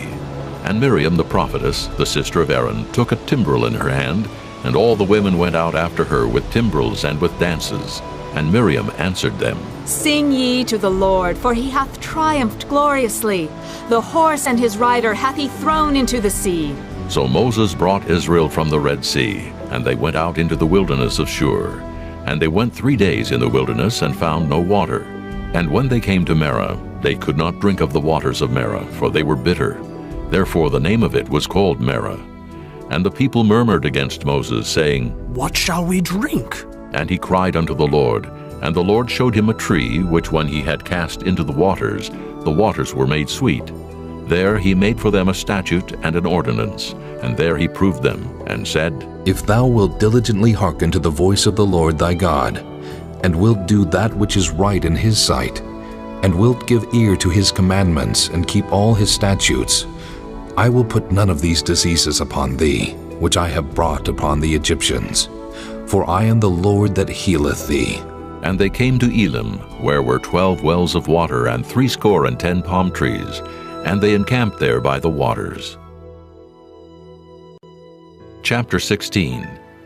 And they took their journey from Elim, and all the congregation of the children of Israel came unto the wilderness of Sin, which is between Elim and Sinai, on the 15th day of the 2nd month, after their departing out of the land of Egypt.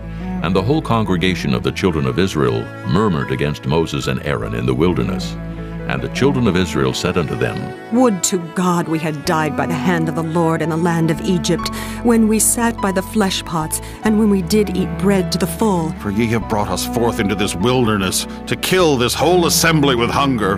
Then said the Lord unto Moses, Behold, I will rain bread from heaven for you.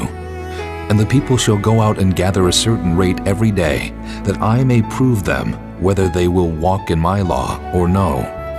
And it shall come to pass, that on the 6th day they shall prepare that which they bring in, and it shall be twice as much as they gather daily. And Moses and Aaron said unto all the children of Israel, At even, then ye shall know that the Lord hath brought you out from the land of Egypt. And in the morning, then ye shall see the glory of the Lord, for that he heareth your murmurings against the Lord. And what are we, that ye murmur against us? And Moses said, This shall be, when the Lord shall give you in the evening flesh to eat, and in the morning bread to the full. For that the Lord heareth your murmurings, which ye murmur against him. And what are we? Your murmurings are not against us, but against the Lord. And Moses spake unto Aaron, Say unto all the congregation of the children of Israel, Come near before the Lord, for he hath heard your murmurings. And it came to pass, as Aaron spake unto the whole congregation of the children of Israel, that they looked toward the wilderness, and behold, the glory of the Lord appeared in the cloud. And the Lord spake unto Moses, saying, I have heard the murmurings of the children of Israel. Speak unto them, saying, At even ye shall eat flesh, and in the morning ye shall be filled with bread, and ye shall know that I am the Lord your God. And it came to pass that at even the quails came up and covered the camp, and in the morning the dew lay round about the host. And when the dew that lay was gone up, behold, upon the face of the wilderness there lay a small round thing, as small as the hoarfrost on the ground. And when the children of Israel saw it, they said one to another, It is manna. For they wist not what it was. And Moses said unto them, This is the bread which the Lord hath given you to eat. This is the thing which the Lord hath commanded. Gather of it every man according to his eating, an omer for every man according to the number of your persons. Take ye every man for them which are in his tents. And the children of Israel did so, and gathered some more, some less. And when they did meet it with an omer, he that gathered much had nothing over, and he that gathered little had no lack. They gathered every man according to his eating. And Moses said, Let no man leave of it till the morning. Notwithstanding, they hearkened not unto Moses. But some of them left of it until the morning, and it bred worms, and stank. And Moses was wroth with them. And they gathered it every morning, every man according to his eating. And when the sun waxed hot, it melted. And it came to pass that on the 6th day they gathered twice as much bread, 2 omers for 1 man. And all the rulers of the congregation came and told Moses, and he said unto them, This is that which the Lord hath said. Tomorrow is the rest of the holy Sabbath unto the Lord. Bake that which ye will bake today, and seethe that ye will seethe, and that which remaineth over lay up for you to be kept until the morning. And they laid it up till the morning, as Moses bade. And it did not stink, neither was there any worm therein. And Moses said, Eat that today, for today is a Sabbath unto the Lord. Today ye shall not find it in the field. 6 days ye shall gather it, but on the 7th day, which is the Sabbath, in it there shall be none. And it came to pass that there went out some of the people on the 7th day for to gather, and they found none. And the Lord said unto Moses, How long refuse ye to keep my commandments and my laws? See, for that the Lord hath given you the Sabbath. Therefore he giveth you on the 6th day the bread of 2 days. Abide ye every man in his place. Let no man go out of his place on the 7th day. So the people rested on the 7th day. And the house of Israel called the name thereof manna, and it was like coriander seed, white, and the taste of it was like wafers made with honey. And Moses said, This is the thing which the Lord commandeth. Fill an omer of it, to be kept for your generations, that they may see the bread wherewith I have fed you in the wilderness, when I brought you forth from the land of Egypt. And Moses said unto Aaron, Take a pot and put an omer full of manna therein, and lay it up before the Lord, to be kept for your generations. As the Lord commanded Moses, so Aaron laid it up before the testimony to be kept. And the children of Israel did eat manna 40 years, until they came to a land inhabited. They did eat manna until they came unto the borders of the land of Canaan. Now an omer is the 10th part of an ephah.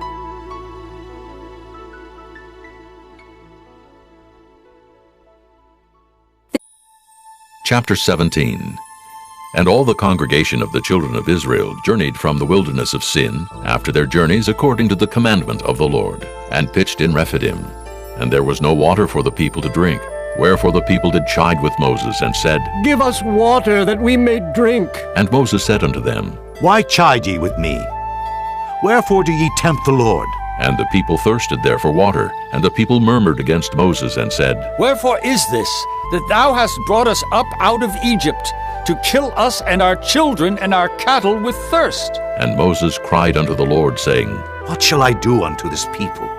They be almost ready to stone me. And the Lord said unto Moses, Go on before the people, and take with thee of the elders of Israel, and thy rod wherewith thou smotest the river, take in thine hand, and go. Behold, I will stand before thee there upon the rock in Horeb, and thou shalt smite the rock, and there shall come water out of it, that the people may drink. And Moses did so in the sight of the elders of Israel. And he called the name of the place Massah and Meribah, because of the chiding of the children of Israel, and because they tempted the Lord, saying, Is the Lord among us, or not? Then came Amalek and fought with Israel in Rephidim. And Moses said unto Joshua, Choose us out men, and go out, fight with Amalek. Tomorrow I will stand on the top of the hill with the rod of God in mine hand. So Joshua did as Moses had said to him, and fought with Amalek. And Moses, Aaron, and Hur went up to the top of the hill. And it came to pass when Moses held up his hand, that Israel prevailed. And when he let down his hand, Amalek prevailed. But Moses' hands were heavy, and they took a stone and put it under him, and he sat thereon. And Aaron and Hur stayed up his hands, the one on the one side, and the other on the other side. And his hands were steady until the going down of the sun. And Joshua discomfited Amalek and his people with the edge of the sword. And the Lord said unto Moses, Write this for a memorial in a book, and rehearse it in the ears of Joshua. For I will utterly put out the remembrance of Amalek from under heaven. And Moses built an altar, and called the name of it Jehovah Nissi. For he said, Because the Lord hath sworn that the Lord will have war with Amalek from generation to generation. Chapter 18. When Jethro, the priest of Midian, Moses' father-in-law, heard of all that God had done for Moses and for Israel his people, and that the Lord had brought Israel out of Egypt, then Jethro, Moses' father-in-law, took Zipporah, Moses' wife, after he had sent her back, and her 2 sons, of which the name of the one was Gershom. For he said, I have been an alien in a strange land, And the name of the other was Eliezer, for "The God of my father," said he, "was mine help, and delivered me from the sword of Pharaoh." And Jethro, Moses' father-in-law, came with his sons and his wife unto Moses into the wilderness, where he encamped at the mount of God. And he said unto Moses, I, thy father-in-law Jethro, am come unto thee, and thy wife and her 2 sons with her. And Moses went out to meet his father-in-law, and did obeisance, and kissed him. And they asked each other of their welfare, and they came into the tent. And Moses told his father-in-law all that the Lord had done unto Pharaoh and to the Egyptians for Israel's sake, and all the travail that had come upon them by the way, and how the Lord delivered them. And Jethro rejoiced for all the goodness which the Lord had done to Israel, whom he had delivered out of the hand of the Egyptians. And Jethro said, Blessed be the Lord, who hath delivered you out of the hand of the Egyptians, and out of the hand of Pharaoh, who hath delivered the people from under the hand of the Egyptians. Now I know that the Lord is greater than all gods, for in the thing wherein they dealt proudly he was above them. And Jethro, Moses' father-in-law, took a burnt offering and sacrifices for God. And Aaron came and all the elders of Israel to eat bread with Moses' father-in-law before God. And it came to pass on the morrow that Moses sat to judge the people, and the people stood by Moses from the morning unto the evening. And when Moses' father-in-law saw all that he did to the people, he said, What is this thing that thou doest to the people? Why sittest thou thyself alone, and all the people stand by thee from morning unto even? And Moses said unto his father-in-law, Because the people come unto me to inquire of God. When they have a matter, they come unto me, and I judge between one and another. And I do make them know the statutes of God, and his laws. And Moses' father-in-law said unto him, The thing that thou doest is not good. Thou wilt surely wear away, both thou and this people that is with thee. For this thing is too heavy for thee. Thou art not able to perform it thyself alone. Hearken now unto my voice. I will give thee counsel, and God shall be with thee. Be thou for the people to Godward, that thou mayest bring the causes unto God. And thou shalt teach them ordinances and laws, and shalt show them the way wherein they must walk, and the work that they must do. Moreover, thou shalt provide out of all the people able men, such as fear God, men of truth, hating covetousness, and place such over them to be rulers of thousands, and rulers of hundreds, rulers of 50s, and rulers of 10s. And let them judge the people at all seasons. And it shall be that every great matter they shall bring unto thee, but every small matter they shall judge. So shall it be easier for thyself, and they shall bear the burden with thee. If thou shalt do this thing, and God command thee so, then thou shalt be able to endure, and all this people shall also go to their place in peace. So Moses hearkened to the voice of his father-in-law, and did all that he had said. And Moses chose able men out of all Israel, and made them heads over the people, rulers of thousands, rulers of hundreds, rulers of 50s, and rulers of 10s. And they judged the people at all seasons. The hard causes they brought unto Moses, but every small matter they judged themselves. And Moses let his father-in-law depart, and he went his way into his own land. Chapter 19. In the 3rd month, when the children of Israel were gone forth out of the land of Egypt, the same day came they into the wilderness of Sinai, for they were departed from Rephidim, and were come to the desert of Sinai, and had pitched in the wilderness.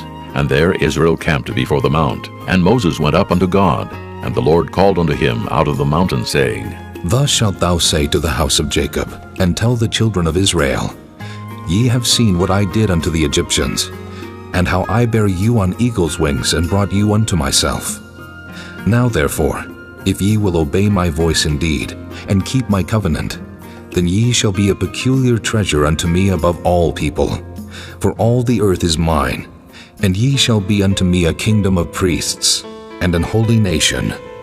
These are the words which thou shalt speak unto the children of Israel. And Moses came and called for the elders of the people, and laid before their faces all these words which the Lord commanded him. And all the people answered together and said, All that the Lord hath spoken we will do. And Moses returned the words of the people unto the Lord. And the Lord said unto Moses, Lo, I come unto thee in a thick cloud, that the people may hear when I speak with thee, and believe thee forever. And Moses told the words of the people unto the Lord. And the Lord said unto Moses, Go unto the people, and sanctify them today and tomorrow, and let them wash their clothes, and be ready against the third day. For the third day the Lord will come down in the sight of all the people upon Mount Sinai. And thou shalt set bounds unto the people round about, saying, Take heed to yourselves, that ye go not up into the mount, or touch the border of it. Whosoever toucheth the mount shall be surely put to death. There shall not an hand touch it, but he shall surely be stoned or shot through.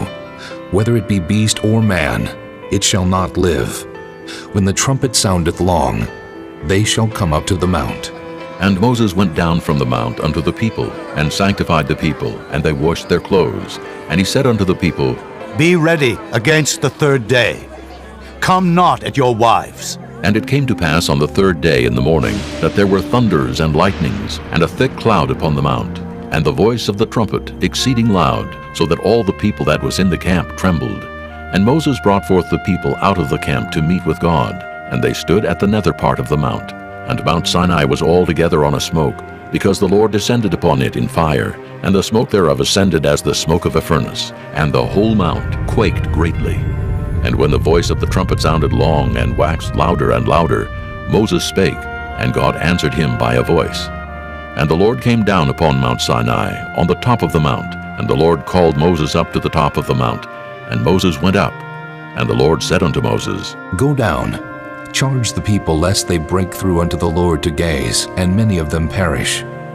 And let the priests also, which come near to the Lord, sanctify themselves, lest the Lord break forth upon them. And Moses said unto the Lord, The people cannot come up to Mount Sinai, for thou chargest us, saying, Set bounds about the mount, and sanctify it. And the Lord said unto him, Away, get thee down, and thou shalt come up, thou and Aaron with thee. But let not the priests and the people break through to come up unto the Lord, lest he break forth upon them. So Moses went down unto the people, and spake unto them. Chapter 20. And God spake all these words, saying, I am the Lord thy God, which have brought thee out of the land of Egypt, out of the house of bondage. Thou shalt have no other gods before me. Thou shalt not make unto thee any graven image, or any likeness of anything that is in heaven above, or that is in the earth beneath, or that is in the water under the earth. Thou shalt not bow down thyself to them, nor serve them. For I, the Lord thy God, am a jealous God, visiting the iniquity of the fathers upon the children unto the third and fourth generation of them that hate me, and showing mercy unto thousands of them that love me, and keep my commandments. Thou shalt not take the name of the Lord thy God in vain, for the Lord will not hold him guiltless that taketh his name in vain. Remember the Sabbath day to keep it holy. 6 days shalt thou labor and do all thy work, but the seventh day is the Sabbath of the Lord thy God. In it thou shalt not do any work, thou, nor thy son, nor thy daughter, thy manservant, nor thy maidservant, nor thy cattle, nor thy stranger that is within thy gates. For in 6 days the Lord made heaven and earth, the sea, and all that in them is, and rested the seventh day. Wherefore the Lord blessed the Sabbath day, and hallowed it. Honor thy father and thy mother, that thy days may be long upon the land which the Lord thy God giveth thee. Thou shalt not kill. Thou shalt not commit adultery.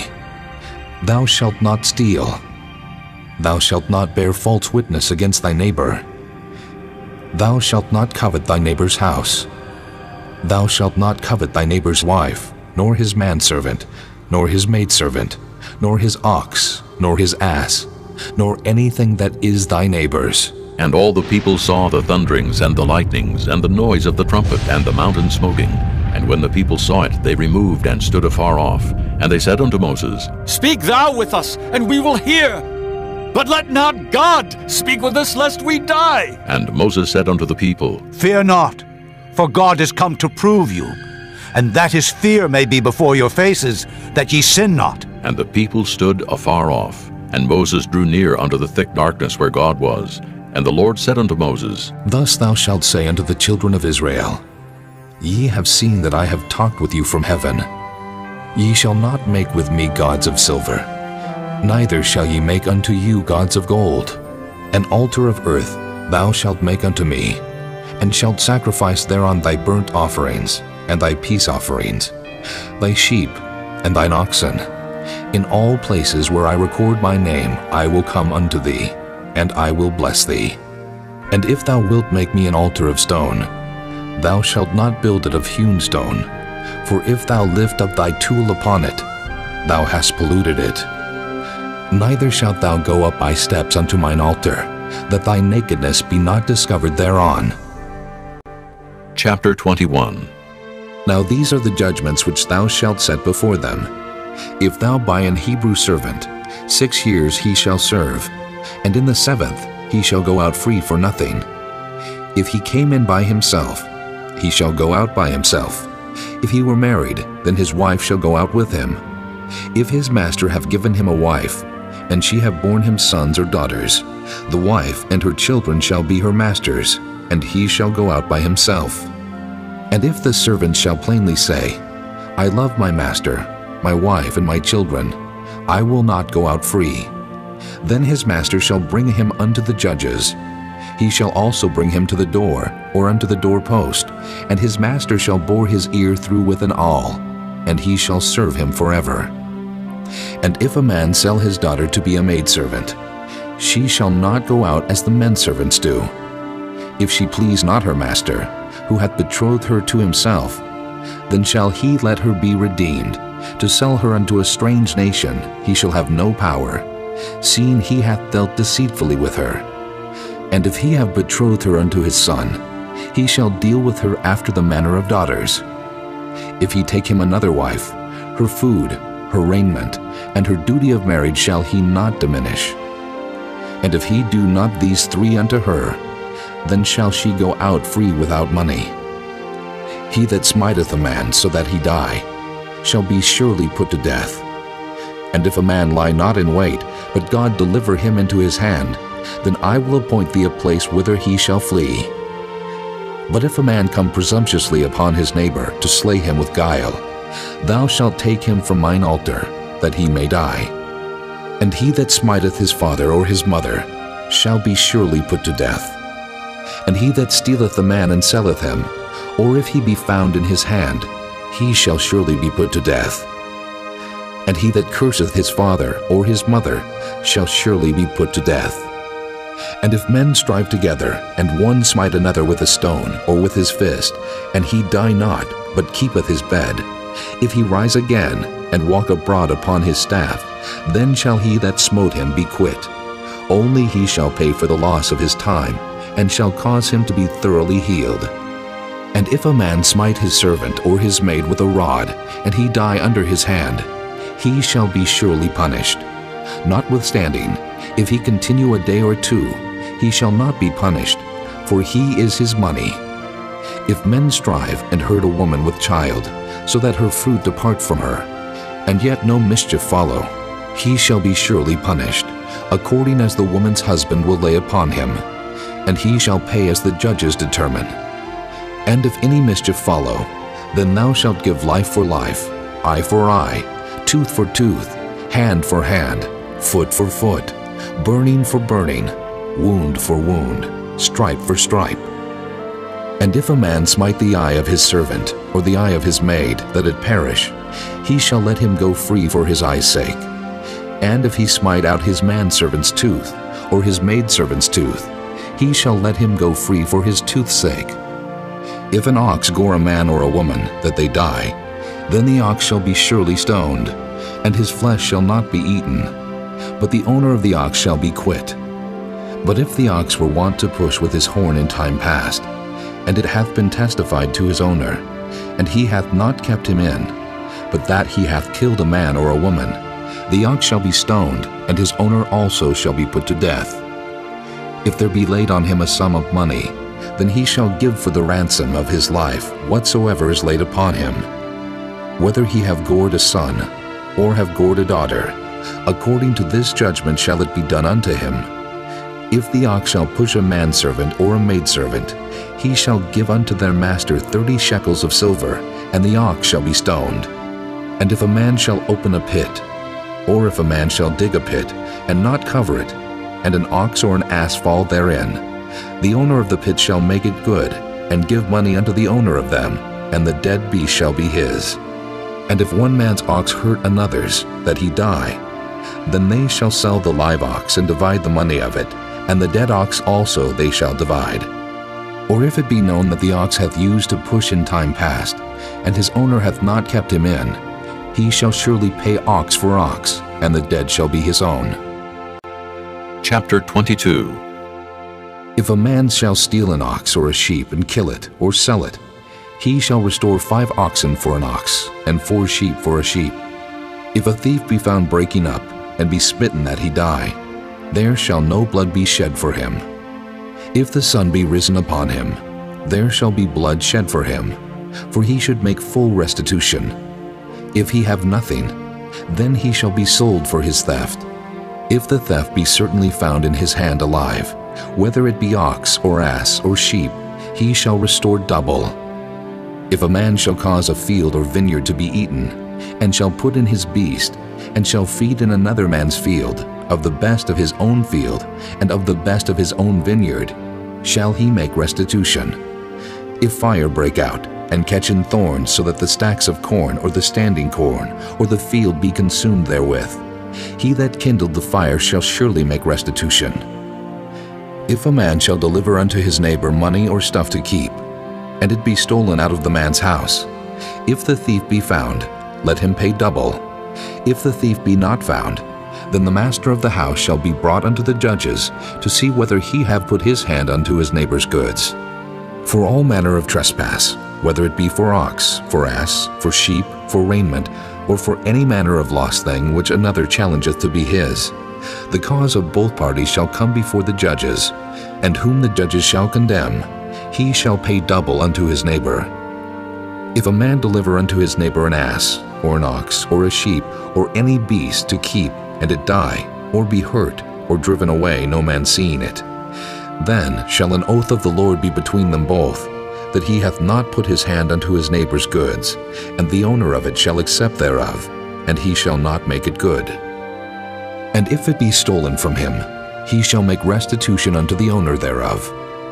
If it be torn in pieces, then let him bring it for witness, and he shall not make good that which was torn. And if a man borrow aught of his neighbor, and it be hurt or die, the owner thereof being not with it, he shall surely make it good. But if the owner thereof be with it, he shall not make it good. If it be an hired thing, it came for his hire. And if a man entice a maid that is not betrothed, and lie with her, he shall surely endow her to be his wife. If her father utterly refuse to give her unto him, he shall pay money according to the dowry of virgins. Thou shalt not suffer a witch to live. Whosoever lieth with a beast shall surely be put to death. He that sacrificeth unto any god, save unto the Lord only, he shall be utterly destroyed. Thou shalt neither vex a stranger, nor oppress him, for ye were strangers in the land of Egypt.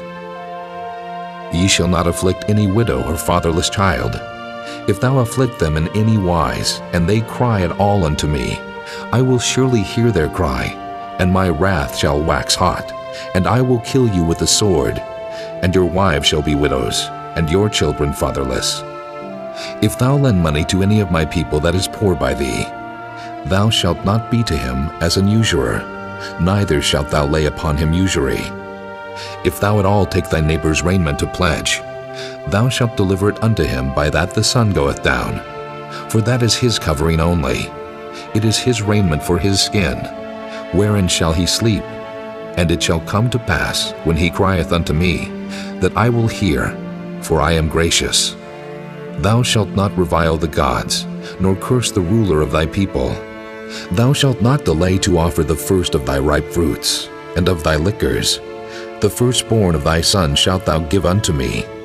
Likewise shalt thou do with thine oxen, and with thy sheep. 7 days it shall be with his dam. On the 8th day thou shalt give it me. And ye shall be holy men unto me. Neither shall ye eat any flesh that is torn of beast in the field. Ye shall cast it to the dogs. Chapter 23. Thou shalt not raise a false report. Put not thine hand with the wicked to be an unrighteous witness. Thou shalt not follow a multitude to do evil, neither shalt thou speak in a cause to decline after many to wrest judgment. Neither shalt thou countenance a poor man in his cause. If thou meet thine enemy's ox or his ass going astray, thou shalt surely bring it back to him again. If thou see the ass of him that hateth thee lying under his burden, and wouldest forbear to help him, thou shalt surely help with him. Thou shalt not wrest the judgment of thy poor in his cause. Keep thee far from a false matter, and the innocent and righteous slay thou not, for I will not justify the wicked. And thou shalt take no gift, for the gift blindeth the wise, and perverteth the words of the righteous. Also thou shalt not oppress a stranger, for ye know the heart of a stranger, seeing ye were strangers in the land of Egypt. And 6 years thou shalt sow thy land, and shalt gather in the fruits thereof. But the 7th year thou shalt let it rest and lie still, that the poor of thy people may eat, and what they leave the beasts of the field shall eat. In like manner thou shalt deal with thy vineyard, and with thy oliveyard. 6 days thou shalt do thy work, and on the 7th day thou shalt rest, that thine ox and thine ass may rest, and the son of thy handmaid, and the stranger may be refreshed. And in all things that I have said unto you be circumspect, and make no mention of the name of other gods, neither let it be heard out of thy mouth. 3 times thou shalt keep a feast unto me in the year. Thou shalt keep the feast of unleavened bread. Thou shalt eat unleavened bread 7 days, as I commanded thee, in the time appointed of the month Abib, for in it thou camest out from Egypt. And none shall appear before me empty. And the feast of harvest, the first fruits of thy labors which thou hast sown in the field, and the feast of ingathering, which is in the end of the year, when thou hast gathered in thy labors out of the field. 3 times in the year all thy males shall appear before the Lord God. Thou shalt not offer the blood of my sacrifice with leavened bread, neither shall the fat of my sacrifice remain until the morning. The first of the first fruits of thy land thou shalt bring into the house of the Lord thy God. Thou shalt not see the kid in his mother's milk. Behold, I send an angel before thee, to keep thee in the way, and to bring thee into the place which I have prepared. Beware of him, and obey his voice. Provoke him not, for he will not pardon your transgressions, for my name is in him. But if thou shalt indeed obey his voice, and do all that I speak, then I will be an enemy unto thine enemies, and an adversary unto thine adversaries. For mine angel shall go before thee, and bring thee in unto the Amorites, and the Hittites, and the Perizzites, and the Canaanites, the Hivites, and the Jebusites, and I will cut them off. Thou shalt not bow down to their gods, nor serve them, nor do after their works. But thou shalt utterly overthrow them, and quite break down their images. And ye shall serve the Lord your God, and he shall bless thy bread and thy water, and I will take sickness away from the midst of thee. There shall nothing cast their young, nor be barren in thy land. The number of thy days I will fulfill. I will send my fear before thee, and will destroy all the people to whom thou shalt come, and I will make all thine enemies turn their backs unto thee. And I will send hornets before thee, which shall drive out the Hivite, the Canaanite, and the Hittite from before thee. I will not drive them out from before thee in 1 year, lest the land become desolate, and the beast of the field multiply against thee. By little and little I will drive them out from before thee, until thou be increased and inherit the land. And I will set thy bounds from the Red Sea, even unto the sea of the Philistines, and from the desert unto the river. For I will deliver the inhabitants of the land into your hand, and thou shalt drive them out before thee. Thou shalt make no covenant with them, nor with their gods. They shall not dwell in thy land, lest they make thee sin against me. For if thou serve their gods, it will surely be a snare unto thee. Chapter 24. And he said unto Moses, Come up unto the Lord, thou, and Aaron, Nadab, and Abihu, and 70 of the elders of Israel, and worship ye afar off. And Moses alone shall come near the Lord, but they shall not come nigh, neither shall the people go up with him. And Moses came and told the people all the words of the Lord, and all the judgments. And all the people answered with one voice and said, All the words which the Lord hath said will we do. And Moses wrote all the words of the Lord, and rose up early in the morning, and builded an altar under the hill, and 12 pillars according to the 12 tribes of Israel. And he sent young men of the children of Israel, which offered burnt offerings, and sacrificed peace offerings of oxen unto the Lord. And Moses took half of the blood, and put it in basins, and half of the blood he sprinkled on the altar. And he took the book of the covenant, and read it in the audience of the people, and they said, All that the Lord hath said will we do, and be obedient. And Moses took the blood, and sprinkled it on the people, and said, Behold, the blood of the covenant, which the Lord hath made with you concerning all these words. Then went up Moses and Aaron, Nadab and Abihu, and 70 of the elders of Israel, and they saw the God of Israel. And there was under his feet as it were a paved work of a sapphire stone, and as it were the body of heaven in his clearness. And upon the nobles of the children of Israel he laid not his hand. Also they saw God, and did eat and drink. And the Lord said unto Moses, Come up to me into the mount, and be there, and I will give thee tables of stone, and a law and commandments which I have written, that thou mayest teach them. And Moses rose up, and his minister Joshua. And Moses went up into the mount of God, and he said unto the elders, Tarry ye here for us, until we come again unto you. And behold, Aaron and Hur are with you. If any man have any matters to do, let him come unto them. And Moses went up into the mount, and a cloud covered the mount. And the glory of the Lord abode upon Mount Sinai, and the cloud covered it 6 days. And the 7th day he called unto Moses out of the midst of the cloud. And the sight of the glory of the Lord was like devouring fire on the top of the mount in the eyes of the children of Israel. And Moses went into the midst of the cloud, and gat him up into the mount. And Moses was in the mount 40 days and 40 nights. Chapter 25. And the Lord spake unto Moses, saying, Speak unto the children of Israel, that they bring me an offering. Of every man that giveth it willingly, with his heart ye shall take my offering.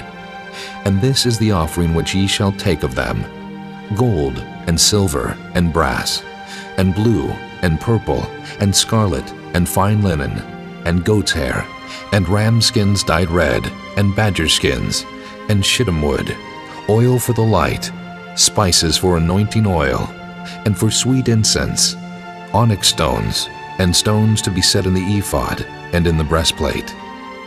And let them make me a sanctuary, that I may dwell among them, according to all that I show thee, after the pattern of the tabernacle, and the pattern of all the instruments thereof, even so shall ye make it. And they shall make an ark of shittim wood. 2 cubits and a half shall be the length thereof, and 1 cubit and a half the breadth thereof, and 1 cubit and a half the height thereof. And thou shalt overlay it with pure gold. Within and without shalt thou overlay it, and shalt make upon it a crown of gold round about. And thou shalt cast 4 rings of gold for it, and put them in the 4 corners thereof. And 2 rings shall be in the one side of it, and 2 rings in the other side of it. And thou shalt make staves of shittim wood, and overlay them with gold. And thou shalt put the staves into the rings by the sides of the ark, that the ark may be borne with them. The stave shall be in the rings of the ark. They shall not be taken from it. And thou shalt put into the ark the testimony which I shall give thee. And thou shalt make a mercy seat of pure gold. 2 cubits and a half shall be the length thereof, and 1 cubit and a half the breadth thereof. And thou shalt make 2 cherubims of gold. Of beaten work shalt thou make them in the 2 ends of the mercy seat. And make 1 cherub on the one end, and the other cherub on the other end. Even of the mercy seat shall ye make the cherubims on the 2 ends thereof. And the cherubims shall stretch forth their wings on high, covering the mercy seat with their wings, and their faces shall look one to another. Toward the mercy seat shall the faces of the cherubims be.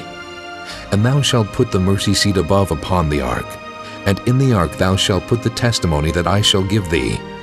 And there I will meet with thee, and I will commune with thee from above the mercy seat, from between the 2 cherubims which are upon the ark of the testimony, of all things which I will give thee in commandment unto the children of Israel. Thou shalt also make a table of shittim wood. 2 cubits shall be the length thereof, and 1 cubit the breadth thereof, and 1 cubit and a half the height thereof. And thou shalt overlay it with pure gold, and make thereto a crown of gold round about. And thou shalt make unto it a border of an handbreadth round about, and thou shalt make a golden crown to the border thereof round about. And thou shalt make for it 4 rings of gold, and put the rings in the 4 corners that are on the 4 feet thereof. Over against the border shall the rings be for places of the staves to bear the table. And thou shalt make the staves of shittim wood, and overlay them with gold, that the table may be borne with them. And thou shalt make the dishes thereof, and spoons thereof, and covers thereof, and bowls thereof, to cover withal, of pure gold shalt thou make them. And thou shalt set upon the table showbread before me alway. And thou shalt make a candlestick of pure gold, of beaten work shall the candlestick be made. His shaft, and his branches, his bowls, his knops, and his flowers shall be of the same. And 6 branches shall come out of the sides of it, 3 branches of the candlestick out of the one side, and 3 branches of the candlestick out of the other side. 3 bowls made like unto almonds, with a knop and a flower in one branch, and 3 bowls made like almonds in the other branch, with a knop and a flower. So in the 6 branches that come out of the candlestick, and in the candlestick shall be 4 bowls made like unto almonds, with their knops and their flowers. And there shall be a knop under 2 branches of the same, and a knop under 2 branches of the same, and a knop under 2 branches of the same, according to the 6 branches that proceed out of the candlestick. Their knops and their branches shall be of the same. All it shall be one beaten work of pure gold. And thou shalt make the 7 lamps thereof, and they shall light the lamps thereof, that they may give light over against it. And the tongs thereof, and the snuff dishes thereof, shall be of pure gold. Of a talent of pure gold shall he make it, with all these vessels. And look that thou make them after their pattern, which was showed thee in the mount. Chapter 26. Moreover, thou shalt make the tabernacle with 10 curtains of fine twined linen, and blue, and purple, and scarlet. With cherubims of cunning work shalt thou make them. The length of one curtain shall be 28 cubits, and the breadth of one curtain 4 cubits. And every one of the curtains shall have one measure. The 5 curtains shall be coupled together, one to another, and other 5 curtains shall be coupled one to another. And thou shalt make loops of blue upon the edge of the one curtain from the selvage in the coupling. And likewise shalt thou make in the uttermost edge of another curtain, in the coupling of the second. 50 loops shalt thou make in the one curtain, and 50 loops shalt thou make in the edge of the curtain that is in the coupling of the second, that the loops may take hold one of another. And thou shalt make 50 tacks of gold, and couple the curtains together with the tacks, and it shall be one tabernacle. And thou shalt make curtains of goat's hair to be a covering upon the tabernacle. 11 curtains shalt thou make. The length of one curtain shall be 30 cubits, and the breadth of one curtain 4 cubits.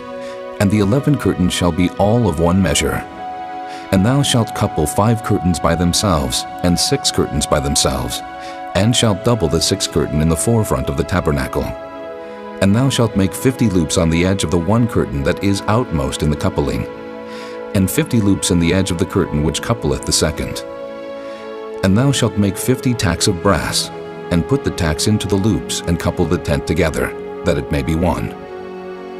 And the remnant that remaineth of the curtains of the tent, the half curtain that remaineth, shall hang over the backside of the tabernacle.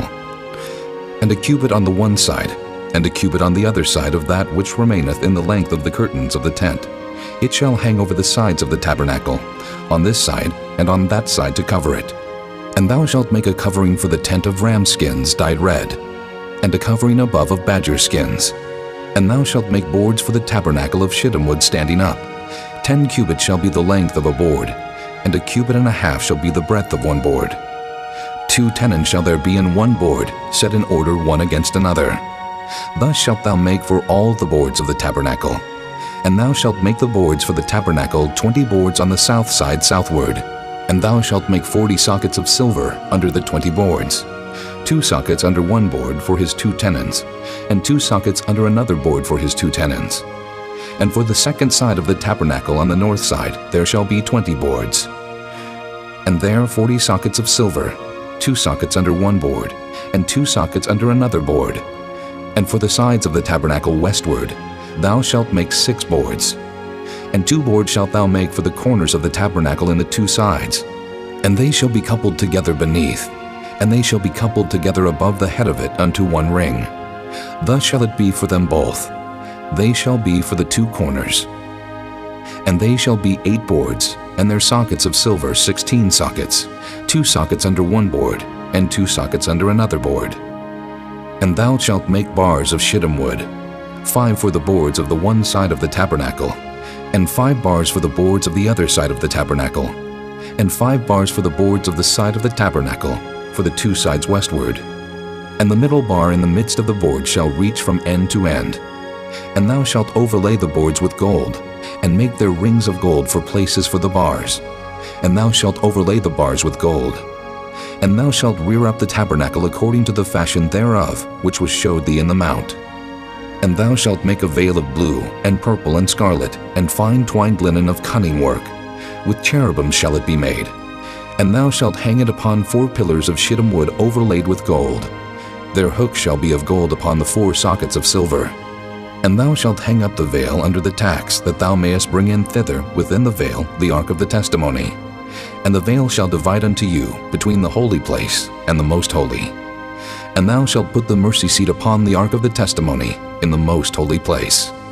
And thou shalt set the table without the veil, and the candlestick over against the table on the side of the tabernacle toward the south. And thou shalt put the table on the north side. And thou shalt make an hanging for the door of the tent of blue and purple and scarlet, and fine twined linen wrought with needlework. And thou shalt make for the hanging 5 pillars of shittim wood, and overlay them with gold, and their hooks shall be of gold. And thou shalt cast 5 sockets of brass for them. Chapter 27. And thou shalt make an altar of shittim wood, 5 cubits long, and 5 cubits broad. The altar shall be 4 square, and the height thereof shall be 3 cubits.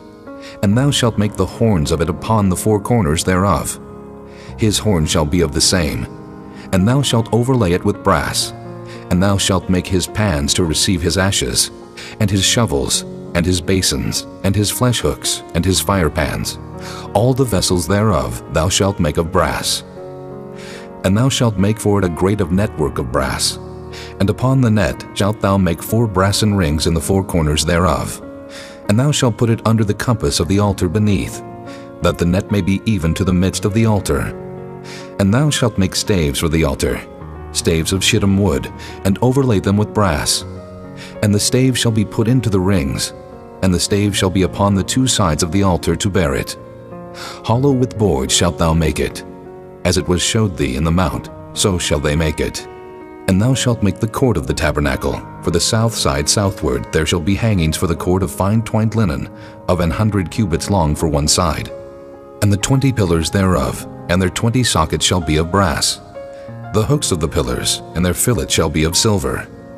And likewise for the north side in length there shall be hangings of 100 cubits long, and his 20 pillars, and their 20 sockets of brass, the hooks of the pillars, and their fillets of silver. And for the breadth of the court on the west side shall be hangings of 50 cubits, their pillars 10, and their sockets 10. And the breadth of the court on the east side eastward shall be 50 cubits. The hangings of one side of the gate shall be 15 cubits, their pillars 3, and their sockets 3. And on the other side shall be hangings 15 cubits, their pillars 3, and their sockets 3.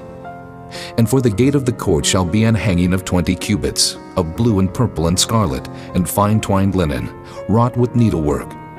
And their pillars shall be 4, and their sockets 4. All the pillars round about the court shall be filleted with silver. Their hooks shall be of silver, and their sockets of brass. The length of the court shall be 100 cubits, and the breadth 50, everywhere. And the height 5 cubits of fine twined linen, and their sockets of brass. All the vessels of the tabernacle and all the service thereof, and all the pins thereof, and all the pins of the court shall be of brass. And thou shalt command the children of Israel that they bring thee pure oil olive beaten for the light, to cause the lamp to burn always. In the tabernacle of the congregation without the veil, which is before the testimony, Aaron and his sons shall order it from evening to morning before the Lord. It shall be a statute forever unto their generations on the behalf of the children of Israel. Chapter 28. And take thou unto thee Aaron thy brother, and his sons with him from among the children of Israel, that he may minister unto me in the priest's office, even Aaron, Nadab, and Abihu, Eleazar, and Ithamar, Aaron's sons. And thou shalt make holy garments for Aaron thy brother, for glory and for beauty. And thou shalt speak unto all that are wise-hearted, whom I have filled with the spirit of wisdom, that they may make Aaron's garments to consecrate him, that he may minister unto me in the priest's office. And these are the garments which they shall make: a breastplate, and an ephod, and a robe, and a broidered coat, a mitre, and a girdle. And they shall make holy garments for Aaron thy brother and his sons, that he may minister unto me in the priest's office. And they shall take gold, and blue, and purple, and scarlet, and fine linen. And they shall make the ephod of gold, of blue, and of purple, of scarlet, and fine twined linen with cunning work. It shall have the 2 shoulder pieces thereof joined at the 2 edges thereof, and so it shall be joined together. And the curious girdle of the ephod which is upon it shall be of the same according to the work thereof, even of gold, of blue, and purple, and scarlet, and fine twined linen. And thou shalt take 2 onyx stones, and grave on them the names of the children of Israel, 6 of their names on one stone, and the other 6 names of the rest on the other stone according to their birth. With the work of an engraver in stone, like the engravings of a signet, shalt thou engrave the 2 stones with the names of the children of Israel. Thou shalt make them to be set in ouches of gold. And thou shalt put the 2 stones upon the shoulders of the ephod for stones of memorial unto the children of Israel. And Aaron shall bear their names before the Lord upon his 2 shoulders for a memorial. And thou shalt make ouches of gold, and 2 chains of pure gold at the ends, of wreathen work shalt thou make them, and fasten the wreathen chains to the ouches. And thou shalt make the breastplate of judgment with cunning work. After the work of the ephod thou shalt make it. Of gold, of blue, and of purple, and of scarlet, and of fine twined linen shalt thou make it. 4 square it shall be being doubled. A span shall be the length thereof, and a span shall be the breadth thereof. And thou shalt set in it settings of stones, even 4 rows of stones. The first row shall be a sardius, a topaz, and a carbuncle. This shall be the first row. And the second row shall be an emerald, a sapphire, and a diamond. And the third row, a ligure, an agate, and an amethyst. And the fourth row, a beryl, and an onyx, and a jasper. They shall be set in gold in their enclosings. And the stones shall be with the names of the children of Israel, 12 according to their names, like the engravings of a signet. Every one with his name shall they be according to the 12 tribes. And thou shalt make upon the breastplate chains at the ends of wreathen work of pure gold. And thou shalt make upon the breastplate 2 rings of gold, and shalt put the 2 rings on the 2 ends of the breastplate.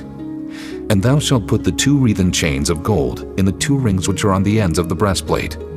And the other 2 ends of the 2 wreathen chains thou shalt fasten in the 2 ouches, and put them on the shoulder pieces of the ephod before it. And thou shalt make 2 rings of gold, and thou shalt put them upon the 2 ends of the breastplate in the border thereof, which is in the side of the ephod inward. And 2 other rings of gold thou shalt make, and shalt put them on the 2 sides of the ephod underneath, toward the forepart thereof, over against the other coupling thereof, above the curious girdle of the ephod. And they shall bind the breastplate by the rings thereof unto the rings of the ephod with a lace of blue, that it may be above the curious girdle of the ephod, and that the breastplate be not loosed from the ephod. And Aaron shall bear the names of the children of Israel in the breastplate of judgment upon his heart, when he goeth in unto the holy place, for a memorial before the Lord continually. And thou shalt put in the breastplate of judgment the Urim and the Thummim, and they shall be upon Aaron's heart when he goeth in before the Lord. And Aaron shall bear the judgment of the children of Israel upon his heart before the Lord continually. And thou shalt make the robe of the ephod all of blue, and there shall be an hole in the top of it, in the midst thereof. It shall have a binding of woven work round about the whole of it, as it were the hole of an habergeon, that it be not rent. And beneath, upon the hem of it, thou shalt make pomegranates of blue, and of purple, and of scarlet, round about the hem thereof, and bells of gold between them round about. A golden bell and a pomegranate, a golden bell and a pomegranate, upon the hem of the robe round about. And it shall be upon Aaron to minister, and his sound shall be heard when he goeth in unto the holy place before the Lord, and when he cometh out, that he die not. And thou shalt make a plate of pure gold, and grave upon it, like the engravings of a signet, Holiness to the Lord. And thou shalt put it on a blue lace, that it may be upon the mitre. Upon the forefront of the mitre it shall be. And it shall be upon Aaron's forehead, that Aaron may bear the iniquity of the holy things, which the children of Israel shall hallow in all their holy gifts. And it shall be always upon his forehead, that they may be accepted before the Lord. And thou shalt embroider the coat of fine linen, and thou shalt make the mitre of fine linen, and thou shalt make the girdle of needlework. And for Aaron's sons thou shalt make coats, and thou shalt make for them girdles, and bonnets shalt thou make for them, for glory and for beauty. And thou shalt put them upon Aaron thy brother, and his sons with him, and shalt anoint them, and consecrate them, and sanctify them, that they may minister unto me in the priest's office. And thou shalt make them linen breeches to cover their nakedness. From the loins even unto the thighs they shall reach. And they shall be upon Aaron and upon his sons when they come in unto the tabernacle of the congregation, or when they come near unto the altar to minister in the holy place, that they bear not iniquity and die. It shall be a statute forever unto him and his seed after him. Chapter 29. And this is the thing that thou shalt do unto them, to hallow them, to minister unto me in the priest's office. Take 1 young bullock, and 2 rams without blemish, and unleavened bread, and cakes unleavened tempered with oil, and wafers unleavened anointed with oil. Of wheaten flour shalt thou make them. And thou shalt put them into 1 basket, and bring them in the basket with the bullock and the 2 rams. And Aaron and his sons thou shalt bring unto the door of the tabernacle of the congregation, and shalt wash them with water. And thou shalt take the garments, and put upon Aaron the coat, and the robe of the ephod, and the breastplate, and gird him with the curious girdle of the ephod. And thou shalt put the mitre upon his head, and put the holy crown upon the mitre. Then shalt thou take the anointing oil, and pour it upon his head, and anoint him. And thou shalt bring his sons, and put coats upon them, and thou shalt gird them with girdles, Aaron and his sons, and put the bonnets on them, and the priest's office shall be theirs for a perpetual statute. And thou shalt consecrate Aaron and his sons. And thou shalt cause a bullock to be brought before the tabernacle of the congregation. And Aaron and his sons shall put their hands upon the head of the bullock. And thou shalt kill the bullock before the Lord, by the door of the tabernacle of the congregation. And thou shalt take of the blood of the bullock, and put it upon the horns of the altar with thy finger, and pour all the blood beside the bottom of the altar. And thou shalt take all the fat that covereth the inwards, and the caul that is above the liver, and the 2 kidneys, and the fat that is upon them, and burn them upon the altar.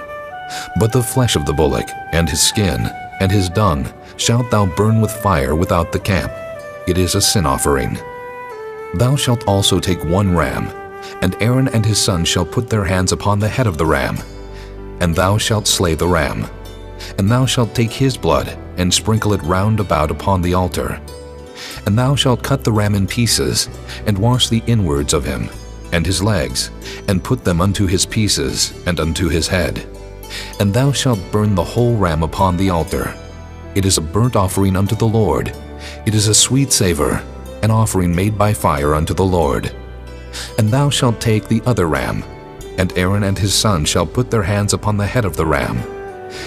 Then shalt thou kill the ram, and take of his blood, and put it upon the tip of the right ear of Aaron, and upon the tip of the right ear of his sons, and upon the thumb of their right hand, and upon the great toe of their right foot, and sprinkle the blood upon the altar round about.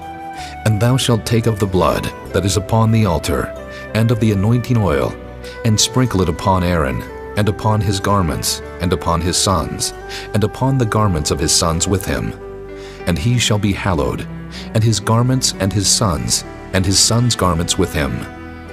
Also thou shalt take of the ram the fat and the rump, and the fat that covereth the inwards, and the caul above the liver, and the 2 kidneys, and the fat that is upon them, and the right shoulder, for it is a ram of consecration. And 1 loaf of bread, and 1 cake of oiled bread, and 1 wafer out of the basket of the unleavened bread that is before the Lord. And thou shalt put all in the hands of Aaron, and in the hands of his sons, and shalt wave them for a wave offering before the Lord.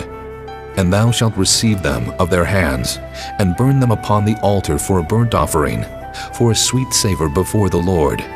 It is an offering made by fire unto the Lord. And thou shalt take the breast of the ram of Aaron's consecration, and wave it for a wave offering before the Lord, and it shall be thy part.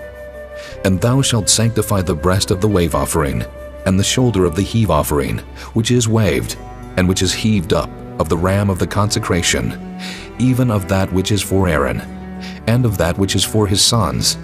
And it shall be Aaron's and his sons by a statute forever from the children of Israel. For it is an heave offering, and it shall be an heave offering from the children of Israel of the sacrifice of their peace offerings, even their heave offering unto the Lord. And the holy garments of Aaron shall be his sons after him, to be anointed therein, and to be consecrated in them. And that son that is priest in his stead shall put them on 7 days, when he cometh into the tabernacle of the congregation to minister in the holy place. And thou shalt take the ram of the consecration, and seethe his flesh in the holy place. And Aaron and his sons shall eat the flesh of the ram, and the bread that is in the basket by the door of the tabernacle of the congregation. And they shall eat those things wherewith the atonement was made, to consecrate and to sanctify them. But a stranger shall not eat thereof, because they are holy. And if aught of the flesh of the consecrations, or of the bread remain unto the morning, then thou shalt burn the remainder with fire. It shall not be eaten, because it is holy. And thus shalt thou do unto Aaron, and to his sons, according to all things which I have commanded thee. 7 days shalt thou consecrate them, and thou shalt offer every day a bullock for a sin offering for atonement. And thou shalt cleanse the altar, when thou hast made an atonement for it, and thou shalt anoint it to sanctify it. 7 days thou shalt make an atonement for the altar, and sanctify it, and it shall be an altar most holy. Whatsoever toucheth the altar shall be holy. Now this is that which thou shalt offer upon the altar: 2 lambs of the first year, day by day continually. The 1 lamb thou shalt offer in the morning, and the other lamb thou shalt offer at even. And with the 1 lamb 1/10 deal of flour mingled with the 4th part of an hin of beaten oil, and the 4th part of an hin of wine for a drink offering. And the other lamb thou shalt offer at even, and shalt do thereto according to the meat offering of the morning, and according to the drink offering thereof, for a sweet savor, an offering made by fire unto the Lord. This shall be a continual burnt offering throughout your generations at the door of the tabernacle of the congregation before the Lord, where I will meet you, to speak there unto thee. And there I will meet with the children of Israel, and the tabernacle shall be sanctified by my glory. And I will sanctify the tabernacle of the congregation, and the altar. I will sanctify also both Aaron and his sons, to minister to me in the priest's office. And I will dwell among the children of Israel, and will be their God. And they shall know that I am the Lord their God, that brought them forth out of the land of Egypt, that I may dwell among them. I am the Lord their God. Chapter 30. And thou shalt make an altar to burn incense upon. Of shittim wood shalt thou make it. A cubit shall be the length thereof, and a cubit the breadth thereof. 4 square shall it be, and 2 cubits shall be the height thereof. The horns thereof shall be of the same. And thou shalt overlay it with pure gold, the top thereof, and the sides thereof round about, and the horns thereof. And thou shalt make unto it a crown of gold round about. And 2 golden rings shalt thou make to it under the crown of it, by the 2 corners thereof. Upon the 2 sides of it shalt thou make it, and they shall be for places for the staves to bear it withal. And thou shalt make the staves of shittim wood, and overlay them with gold. And thou shalt put it before the veil that is by the ark of the testimony, before the mercy seat that is over the testimony, where I will meet with thee. And Aaron shall burn thereon sweet incense every morning. When he dresseth the lamps, he shall burn incense upon it. And when Aaron lighteth the lamps at even, he shall burn incense upon it, a perpetual incense before the Lord throughout your generations. Ye shall offer no strange incense thereon, nor burnt sacrifice, nor meat offering, neither shall ye pour drink offering thereon. And Aaron shall make an atonement upon the horns of it once in a year, with the blood of the sin offering of atonements. Once in the year shall he make atonement upon it throughout your generations. It is most holy unto the Lord.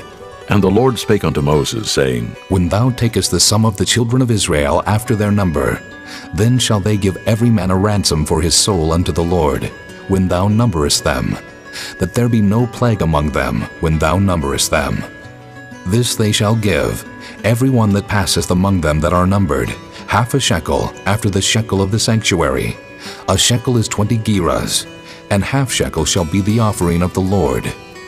Every one that passeth among them that are numbered, from 20 years old and above, shall give an offering unto the Lord. The rich shall not give more, and the poor shall not give less than half a shekel, when they give an offering unto the Lord to make an atonement for your souls. And thou shalt take the atonement money of the children of Israel, and shalt appoint it for the service of the tabernacle of the congregation, that it may be a memorial unto the children of Israel before the Lord, to make an atonement for your souls. And the Lord spake unto Moses, saying, Thou shalt also make a laver of brass, and his foot also of brass, to wash withal, and thou shalt put it between the tabernacle of the congregation and the altar, and thou shalt put water therein. For Aaron and his sons shall wash their hands and their feet thereat. When they go into the tabernacle of the congregation, they shall wash with water, that they die not. Or when they come near to the altar to minister, to burn offering made by fire unto the Lord. So they shall wash their hands and their feet, that they die not. And it shall be a statute forever to them, even to him and to his seed throughout their generations. Moreover, the Lord spake unto Moses, saying, Take thou also unto thee principal spices of pure myrrh, 500 shekels, and of sweet cinnamon half so much, even 250 shekels, and of sweet calamus 250 shekels, and of cassia 500 shekels, after the shekel of the sanctuary, and of oil olive and hin. And thou shalt make it an oil of holy ointment, an ointment compound after the art of the apothecary.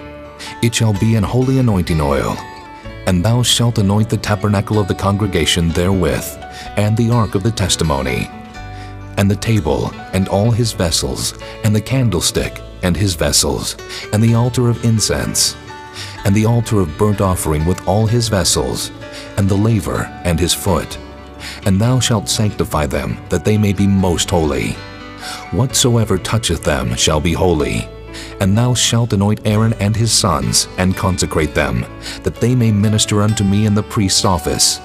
And thou shalt speak unto the children of Israel, saying, This shall be an holy anointing oil unto me throughout your generations. Upon man's flesh shall it not be poured, neither shall ye make any other like it after the composition of it. It is holy, and it shall be holy unto you. Whosoever compoundeth any like it, or whosoever putteth any of it upon a stranger, shall even be cut off from his people. And the Lord said unto Moses, Take unto thee sweet spices, stacte, and onycha, and galbanum. These sweet spices with pure frankincense, of each shall there be a like weight. And thou shalt make it a perfume, a confection after the art of the apothecary, tempered together, pure and holy. And thou shalt beat some of it very small, and put of it before the testimony in the tabernacle of the congregation, where I will meet with thee. It shall be unto you most holy. And as for the perfume which thou shalt make, ye shall not make to yourselves according to the composition thereof. It shall be unto thee holy for the Lord. Whosoever shall make like unto that, to smell thereto, shall even be cut off from his people. Chapter 31. And the Lord spake unto Moses, saying, See, I have called by name Bezaleel, the son of Uri, the son of Hur of the tribe of Judah, and I have filled him with the Spirit of God, in wisdom, and in understanding, and in knowledge, and in all manner of workmanship, to devise cunning works, to work in gold, and in silver, and in brass, and in cutting of stones to set them, and in carving of timber, to work in all manner of workmanship. And I, behold, I have given with him Aholiab, the son of Ahisamach, of the tribe of Dan, And in the hearts of all that are wise-hearted I have put wisdom, that they may make all that I have commanded thee. The tabernacle of the congregation, and the ark of the testimony, and the mercy seat that is thereupon, and all the furniture of the tabernacle, and the table, and his furniture, and the pure candlestick with all his furniture, and the altar of incense, and the altar of burnt offering with all his furniture, and the laver and his foot, and the cloths of service, and the holy garments for Aaron the priest, and the garments of his sons to minister in the priest's office, and the anointing oil, and sweet incense for the holy place, according to all that I have commanded thee, shall they do.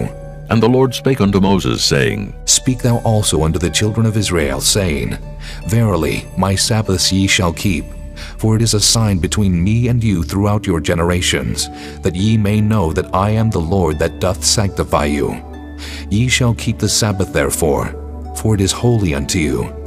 Every one that defileth it shall surely be put to death. For whosoever doeth any work therein, that soul shall be cut off from among his people. 6 days may work be done, but in the 7th is the Sabbath of rest, holy to the Lord. Whosoever doeth any work in the Sabbath day, he shall surely be put to death. Wherefore the children of Israel shall keep the Sabbath, to observe the Sabbath throughout their generations for a perpetual covenant. It is a sign between me and the children of Israel forever. For in 6 days the Lord made heaven and earth, and on the 7th day he rested and was refreshed. And he gave unto Moses, when he had made an end of communing with him upon Mount Sinai, 2 tables of testimony, tables of stone, written with the finger of God. Chapter 32. And when the people saw that Moses delayed to come down out of the mount, the people gathered themselves together unto Aaron, and said unto him, Up, make us gods, which shall go before us. For as for this Moses, the man that brought us up out of the land of Egypt, we wot not what has become of him. And Aaron said unto them, Break off the golden earrings, which are in the ears of your wives, of your sons, and of your daughters, and bring them unto me. And all the people brake off the golden earrings which were in their ears, and brought them unto Aaron. And he received them at their hand, and fashioned it with a graving tool, after he had made it a molten calf. And they said, These be thy gods, O Israel, which brought thee up out of the land of Egypt. And when Aaron saw it, he built an altar before it, and Aaron made proclamation and said, Tomorrow is a feast to the Lord. And they rose up early on the morrow, and offered burnt offerings, and brought peace offerings. And the people sat down to eat and to drink, and rose up to play. And the Lord said unto Moses, Go, get thee down, for thy people which thou broughtest out of the land of Egypt have corrupted themselves. They have turned aside quickly out of the way which I commanded them. They have made them a molten calf, and have worshipped it, and have sacrificed thereunto, and said, These be thy gods, O Israel, which have brought thee up out of the land of Egypt. And the Lord said unto Moses, I have seen this people, and, behold, it is a stiff-necked people. Now therefore let me alone, that my wrath may wax hot against them, and that I may consume them, and I will make of thee a great nation. And Moses besought the Lord his God, and said, Lord, why doth thy wrath wax hot against thy people, which thou hast brought forth out of the land of Egypt with great power, and with a mighty hand? Wherefore should the Egyptians speak, and say, For mischief did he bring them out to slay them in the mountains, and to consume them from the face of the earth? Turn from thy fierce wrath, and repent of this evil against thy people. Remember Abraham, Isaac, and Israel, thy servants, to whom thou swarest by thine own self, and saidst unto them, I will multiply your seed as the stars of heaven, and all this land that I have spoken of will I give unto your seed, and they shall inherit it forever. And the Lord repented of the evil which he thought to do unto his people. And Moses turned, and went down from the mount, and the 2 tables of the testimony were in his hand. The tables were written on both their sides, on the one side and on the other were they written. And the tables were the work of God, and the writing was the writing of God, graven upon the tables. And when Joshua heard the noise of the people as they shouted, he said unto Moses, There is a noise of war in the camp. And he said, It is not the voice of them that shout for mastery, neither is it the voice of them that cry for being overcome, but the noise of them that sing do I hear. And it came to pass, as soon as he came nigh unto the camp, that he saw the calf and the dancing. And Moses' anger waxed hot, and he cast the tables out of his hands, and brake them beneath the mount. And he took the calf which they had made, and burnt it in the fire, and ground it to powder, and strawed it upon the water, and made the children of Israel drink of it. And Moses said unto Aaron, What did this people unto thee, that thou hast brought so great a sin upon them? And Aaron said, Let not the anger of my Lord wax hot. Thou knowest the people, that they are set on mischief. For they said unto me, Make us gods which shall go before us. For as for this Moses, the man that brought us up out of the land of Egypt, we wot not what is become of him. And I said unto them, Whosoever hath any gold, let them break it off. So they gave it me. Then I cast it into the fire, and there came out this calf. And when Moses saw that the people were naked, for Aaron had made them naked unto their shame among their enemies, then Moses stood in the gate of the camp, and said, Who is on the Lord's side? Let him come unto me. And all the sons of Levi gathered themselves together unto him. And he said unto them, Thus saith the Lord God of Israel, Put every man his sword by his side, and go in and out from gate to gate throughout the camp, and slay every man his brother, and every man his companion, and every man his neighbor. And the children of Levi did according to the word of Moses. And there fell of the people that day about 3,000 men.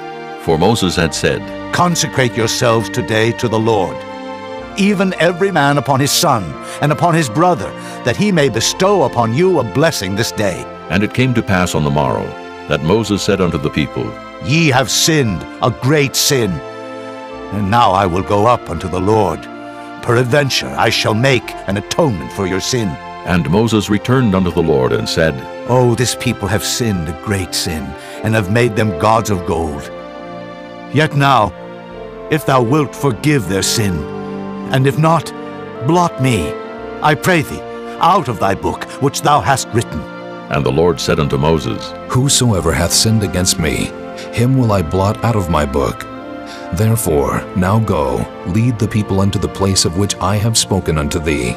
Behold, mine angel shall go before thee. Nevertheless, in the day when I visit, I will visit their sin upon them. And the Lord plagued the people, because they made the calf which Aaron made. Chapter 33. And the Lord said unto Moses, Depart, and go up hence, thou and the people which thou hast brought up out of the land of Egypt, unto the land which I swear unto Abraham, to Isaac, and to Jacob, saying, Unto thy seed will I give it.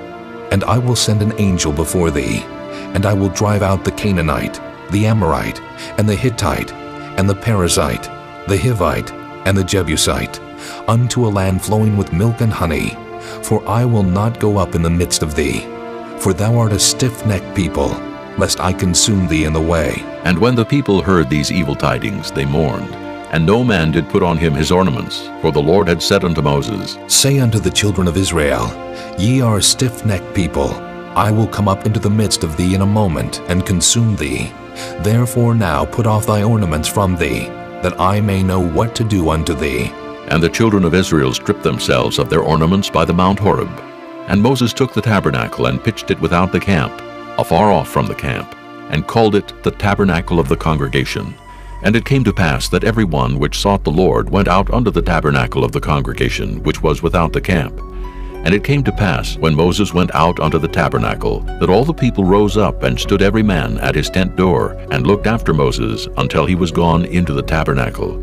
And it came to pass, as Moses entered into the tabernacle, the cloudy pillar descended, and stood at the door of the tabernacle, and the Lord talked with Moses. And all the people saw the cloudy pillar stand at the tabernacle door, and all the people rose up and worshipped, every man in his tent door. And the Lord spake unto Moses face to face, as a man speaketh unto his friend. And he turned again into the camp. But his servant Joshua the son of Nun, a young man, departed not out of the tabernacle. And Moses said unto the Lord, See, thou sayest unto me, Bring up this people. And thou hast not let me know whom thou wilt send with me. Yet thou hast said, I know thee by name, and thou hast also found grace in my sight. Now, therefore, I pray thee, if I have found grace in thy sight, show me now thy way, that I may know thee, that I may find grace in thy sight, and consider that this nation is thy people. And he said, My presence shall go with thee, and I will give thee rest. And he said unto him, If thy presence go not with me, carry us not up hence. For wherein shall it be known here that I and thy people have found grace in thy sight? Is it not in that thou goest with us? So shall we be separated, I and thy people, from all the people that are upon the face of the earth. And the Lord said unto Moses, I will do this thing also that thou hast spoken, for thou hast found grace in my sight, and I know thee by name. And he said, I beseech thee, show me thy glory. And he said, I will make all my goodness pass before thee, and I will proclaim the name of the Lord before thee, and will be gracious to whom I will be gracious, and will show mercy on whom I will show mercy. And he said, Thou canst not see my face, for there shall no man see me and live. And the Lord said, Behold, there is a place by me, and thou shalt stand upon a rock. And it shall come to pass, while my glory passeth by, that I will put thee in a cleft of the rock, and will cover thee with my hand while I pass by. And I will take away mine hand, and thou shalt see my back parts, but my face shall not be seen. This concludes disc number 5. Chapter 34. And the Lord said unto Moses, Hew thee 2 tables of stone like unto the first, and I will write upon these tables the words that were in the first tables which thou breakest. And be ready in the morning, and come up in the morning unto Mount Sinai, and present thyself there to me in the top of the mount. And no man shall come up with thee, neither let any man be seen throughout all the mount, neither let the flocks nor herds feed before that mount. And he hewed 2 tables of stone like unto the first. And Moses rose up early in the morning, and went up unto Mount Sinai, as the Lord had commanded him, and took in his hand the 2 tables of stone. And the Lord descended in the cloud, and stood with him there, and proclaimed the name of the Lord.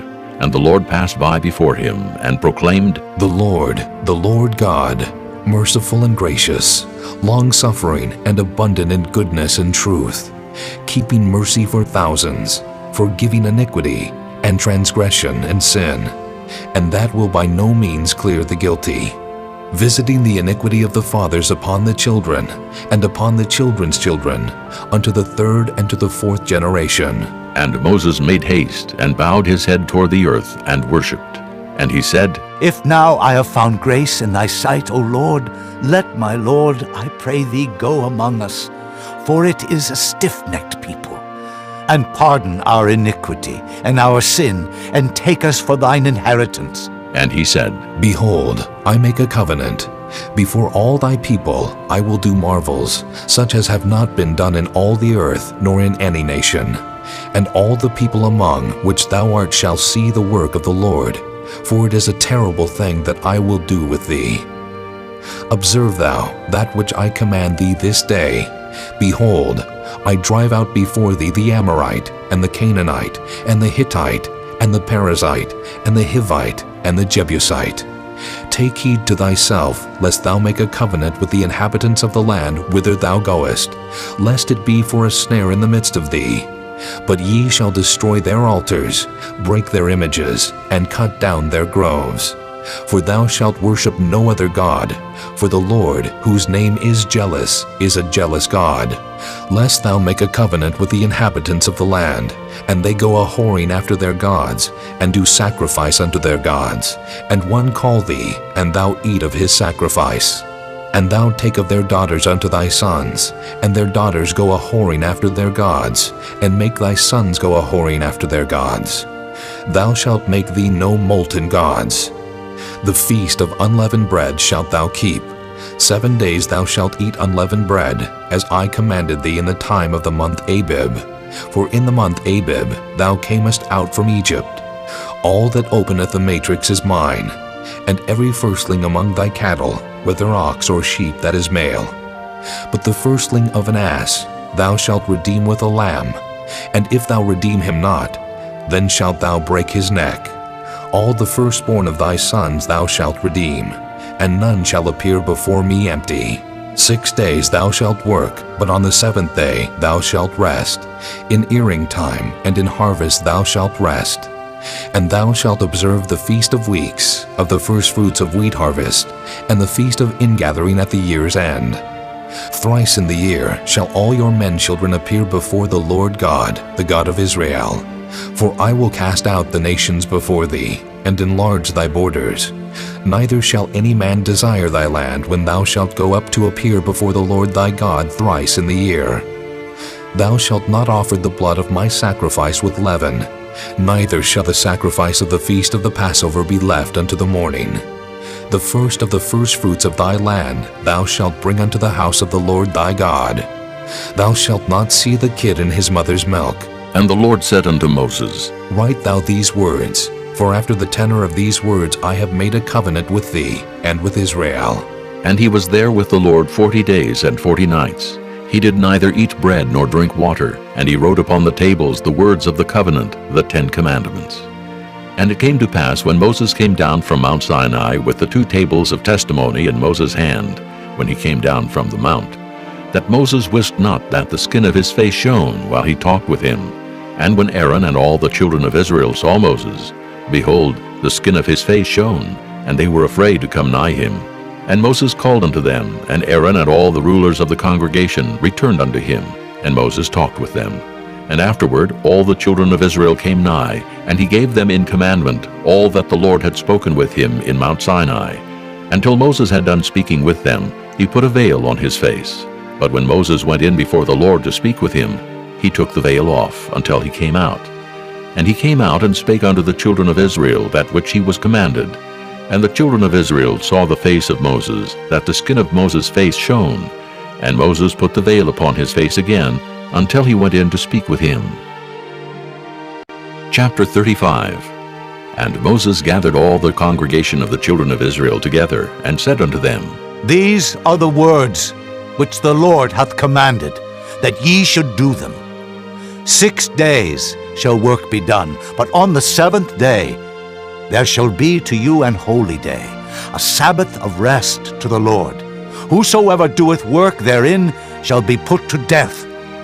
Ye shall kindle no fire throughout your habitations upon the Sabbath day. And Moses spake unto all the congregation of the children of Israel, saying, This is the thing which the Lord commanded, saying, Take ye from among you an offering unto the Lord. Whosoever is of a willing heart, let him bring it, an offering of the Lord, gold and silver and brass and blue and purple and scarlet and fine linen and goat's hair and ram's skins dyed red and badger's skins and shittim wood and oil for the light and spices for anointing oil and for the sweet incense and onyx stones and stones to be set for the ephod and for the breastplate. And every wise-hearted among you shall come and make all that the Lord hath commanded: the tabernacle, his tent and his covering, his tacks and his boards, his bars, his pillars and his sockets, the ark and the staves thereof, with the mercy seat and the veil of the covering, the table and his staves and all his vessels, and the showbread, the candlestick also for the light, and his furniture, and his lamps with the oil for the light, and the incense altar, and his staves, and the anointing oil, and the sweet incense, and the hanging for the door at the entering in of the tabernacle, the altar of burnt offering, with his brazen grate, his staves, and all his vessels, the laver and his foot, the hangings of the court, his pillars and their sockets, and the hanging for the door of the court, the pins of the tabernacle, and the pins of the court, and their cords, the cloths of service to do service in the holy place, the holy garments for Aaron the priest, and the garments of his sons to minister in the priest's office. And all the congregation of the children of Israel departed from the presence of Moses, and they came, every one whose heart stirred him up, and every one whom his spirit made willing, and they brought the Lord's offering to the work of the tabernacle of the congregation, and for all his service, and for the holy garments. And they came, both men and women, as many as were willing-hearted, and brought bracelets and earrings and rings and tablets, all jewels of gold. And every man that offered an offering of gold unto the Lord. And every man with whom was found blue and purple and scarlet and fine linen and goat's hair and red skins of rams and badger skins brought them. Every one that did offer an offering of silver and brass brought the Lord's offering, and every man with whom was found shittim wood for any work of the service brought it. And all the women that were wise-hearted did spin with their hands, and brought that which they had spun, both of blue and of purple and of scarlet and of fine linen. And all the women whose hearts stirred them up in wisdom spun goat's hair. And the rulers brought onyx stones, and stones to be set for the ephod and for the breastplate, and spice and oil for the light, and for the anointing oil, and for the sweet incense. The children of Israel brought a willing offering unto the Lord, every man and woman whose heart made them willing to bring for all manner of work, which the Lord had commanded to be made by the hand of Moses. And Moses said unto the children of Israel, See, the Lord hath called by name Bezaleel, the son of Uri, the son of Hur, of the tribe of Judah. And he hath filled him with the Spirit of God, in wisdom, in understanding, and in knowledge, and in all manner of workmanship, and to devise curious works, to work in gold, and in silver, and in brass, and in the cutting of stones, to set them, and in carving of wood, to make any manner of cunning work. And he hath put in his heart that he may teach both he and Aholiab, the son of Ahisamach, of the tribe of Dan. Them hath he filled with wisdom of heart, to work all manner of work, of the engraver, and of the cunning workman, and of the embroiderer, in blue and in purple, in scarlet and in fine linen, and of the weaver, even of them that do any work, and of those that devise cunning work. Chapter 36. Then wrought Bezaleel and Aholiab, and every wise-hearted man in whom the Lord put wisdom and understanding, to know how to work all manner of work for the service of the sanctuary, according to all that the Lord had commanded. And Moses called Bezaleel and Aholiab, and every wise-hearted man, in whose heart the Lord had put wisdom, even every one whose heart stirred him up to come unto the work to do it. And they received of Moses all the offering which the children of Israel had brought for the work of the service of the sanctuary, to make it withal. And they brought yet unto him free offerings every morning. And all the wise men that wrought all the work of the sanctuary came every man from his work which they made.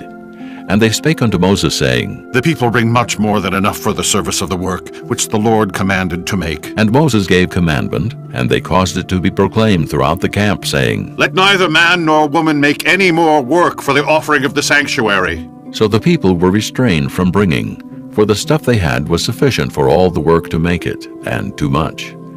And every wise-hearted man among them that wrought the work of the tabernacle made 10 curtains of fine twined linen, and blue, and purple, and scarlet.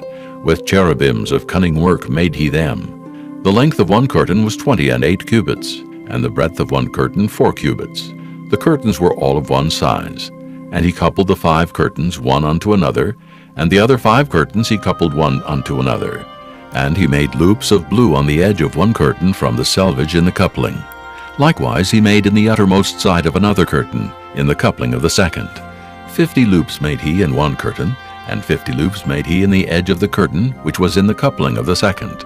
The loops held one curtain to another. And he made 50 tacks of gold, and coupled the curtains one unto another with the tacks, so it became one tabernacle. And he made curtains of goat's hair for the tent over the tabernacle. 11 curtains he made them. The length of one curtain was 30 cubits, and 4 cubits was the breadth of one curtain. The 11 curtains were of one size. And he coupled 5 curtains by themselves, and 6 curtains by themselves. And he made 50 loops upon the uttermost edge of the curtain in the coupling. And 50 loops made he upon the edge of the curtain which coupleth the second. And he made 50 tacks of brass to couple the tent together, that it might be one.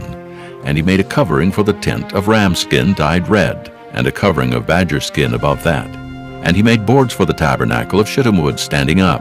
The length of a board was 10 cubits, and the breadth of a board was 1 cubit and a half. One board had 2 tenons, equally distant one from another. Thus did he make for all the boards of the tabernacle.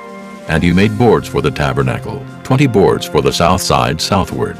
And 40 sockets of silver he made under the 20 boards, 2 sockets under one board for his 2 tenons, and 2 sockets under another board for his 2 tenons. And for the other side of the tabernacle, which is toward the north corner, he made 20 boards, and there 40 sockets of silver, 2 sockets under one board, and 2 sockets under another board. And for the sides of the tabernacle westward, he made 6 boards. and 2 boards made he for the corners of the tabernacle in the 2 sides. And they were coupled beneath and coupled together at the head thereof to 1 ring. Thus he did to both of them in both the corners. And there were 8 boards, and their sockets were 16 sockets of silver, under every board 2 sockets. And he made bars of shittim wood, 5 for the boards of the one side of the tabernacle, and 5 bars for the boards of the other side of the tabernacle, and 5 bars for the boards of the tabernacle for the sides westward. And he made the middle bar to shoot through the boards from the one end to the other. And he overlaid the boards with gold, and made their rings of gold to be places for the bars, and overlaid the bars with gold. And he made a veil of blue and purple and scarlet and fine twined linen. With cherubims made he it of cunning work. And he made thereunto 4 pillars of shittim wood, and overlaid them with gold. Their hooks were of gold. And he cast for them 4 sockets of silver. And he made an hanging for the tabernacle door of blue and purple and scarlet, and fine twined linen of needlework, and the 5 pillars of it with their hooks. And he overlaid their chapiters and their fillets with gold, but their 5 sockets were of brass. Chapter 37. And Bezaleel made the ark of shittim wood. 2 cubits and a half was the length of it, and 1 cubit and a half the breadth of it, and 1 cubit and a half the height of it. And he overlaid it with pure gold within and without, and made a crown of gold to it round about. And he cast for it 4 rings of gold to be set by the 4 corners of it, even 2 rings upon the one side of it, and 2 rings upon the other side of it. And he made staves of shittim wood, and overlaid them with gold. And he put the staves into the rings by the sides of the ark, to bear the ark. And he made the mercy seat of pure gold. 2 cubits and a half was the length thereof, and 1 cubit and a half the breadth thereof. And he made 2 cherubims of gold, beaten out of 1 piece made he them, on the 2 ends of the mercy seat. 1 cherub on the end on this side, and another cherub on the other end on that side. Out of the mercy seat made he the cherubims on the 2 ends thereof. And the cherubims spread out their wings on high, and covered with their wings over the mercy seat, with their faces one to another. Even to the mercy seatward were the faces of the cherubims. And he made the table of shittim wood. 2 cubits was the length thereof, and 1 cubit the breadth thereof, and 1 cubit and a half the height thereof. And he overlaid it with pure gold, and made thereunto a crown of gold round about. Also he made thereunto a border of an handbreadth round about, and made a crown of gold for the border thereof round about. And he cast for it 4 rings of gold, and put the rings upon the 4 corners that were in the 4 feet thereof. Over against the border were the rings, the places for the staves to bear the table. And he made the staves of shittim wood, and overlaid them with gold to bear the table. And he made the vessels which were upon the table, his dishes and his spoons and his bowls, and his covers to cover withal, of pure gold. And he made the candlestick of pure gold, of beaten work made he the candlestick. His shaft and his branch, his bowls, his knops, and his flowers were of the same, and 6 branches going out of the sides thereof, 3 branches of the candlestick out of the one side thereof, and 3 branches of the candlestick out of the other side thereof. 3 bowls made after the fashion of almonds in one branch, a knop and a flower, and 3 bowls made like almonds in another branch, a knop and a flower. So throughout the 6 branches going out of the candlestick. And in the candlestick were 4 bowls made like almonds, his knops and his flowers, and a knop under 2 branches of the same, and a knop under 2 branches of the same, and a knop under 2 branches of the same, according to the 6 branches going out of it. Their knops and their branches were of the same. All of it was one beaten work of pure gold. And he made his 7 lamps and his snuffers, and his snuff dishes of pure gold. Of a talent of pure gold made he it, and all the vessels thereof. And he made the incense altar of shittim wood. The length of it was 1 cubit, and the breadth of it 1 cubit. It was 4 square, and 2 cubits was the height of it. The horns thereof were of the same. And he overlaid it with pure gold, both the top of it, and the sides thereof round about, and the horns of it. Also he made unto it a crown of gold round about. And he made 2 rings of gold for it under the crown thereof, by the 2 corners of it upon the 2 sides thereof, to be places for the staves to bear it withal. And he made the staves of shittim wood, and overlaid them with gold. And he made the holy anointing oil, and the pure incense of sweet spices, according to the work of the apothecary. Chapter 38. And he made the altar of burnt offering of shittim wood. 5 cubits was the length thereof, and 5 cubits the breadth thereof. It was 4 square, and 3 cubits the height thereof. And he made the horns thereof on the 4 corners of it, The horns thereof were of the same, and he overlaid it with brass. And he made all the vessels of the altar, the pots, and the shovels, and the basins, and the flesh hooks, and the fire pans. All the vessels thereof made he of brass. And he made for the altar a brazen grate of network under the compass thereof beneath unto the midst of it. And he cast 4 rings for the 4 ends of the grate of brass, to be places for the staves. And he made the staves of shittim wood, and overlaid them with brass. And he put the staves into the rings on the sides of the altar, to bear it withal. He made the altar hollow with boards. And he made the laver of brass, and the foot of it of brass, of the looking glasses of the women assembling, which assembled at the door of the tabernacle of the congregation. And he made the court. On the south side southward, the hangings of the court were of fine twined linen, 100 cubits. Their pillars were 20, and their brazen sockets 20. The hooks of the pillars and their fillets were of silver. And for the north side the hangings were 100 cubits. Their pillars were 20, and their sockets of brass 20. The hooks of the pillars and their fillets of silver. And for the west side were hangings of 50 cubits. Their pillars 10, and their sockets 10. The hooks of the pillars and their fillets of silver. And for the east side eastward 50 cubits. The hangings of the one side of the gate were 15 cubits. Their pillars 3, and their sockets 3.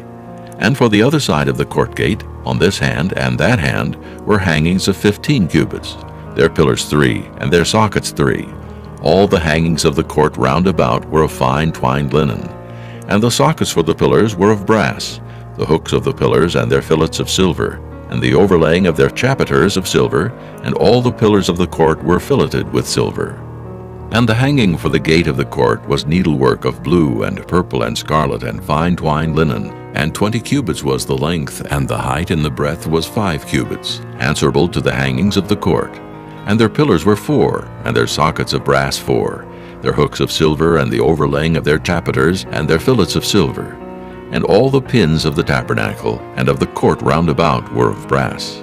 This is the sum of the tabernacle, even of the tabernacle of testimony, as it was counted according to the commandment of Moses, for the service of the Levites, by the hand of Ithamar, son to Aaron the priest.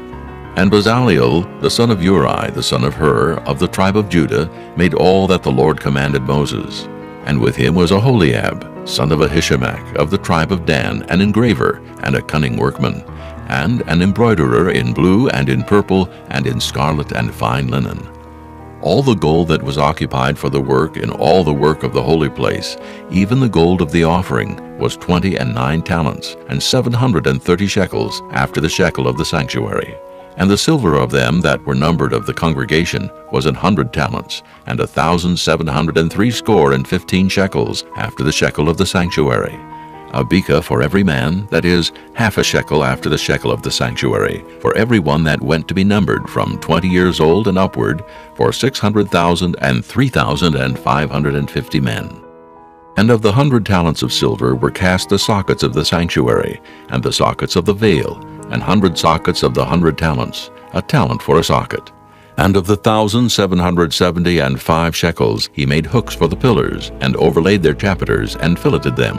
And the brass of the offering was 70 talents, and 2,400 shekels, and therewith he made the sockets to the door of the tabernacle of the congregation, and the brazen altar, and the brazen grate for it, and all the vessels of the altar, and the sockets of the court round about, and the sockets of the court gate, and all the pins of the tabernacle, and all the pins of the court round about.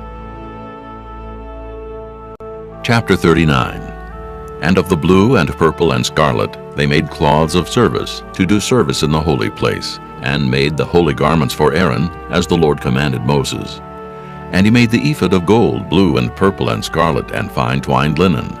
And they did beat the gold into thin plates, and cut it into wires, to work it in the blue, and in the purple, and in the scarlet, and in the fine linen, with cunning work.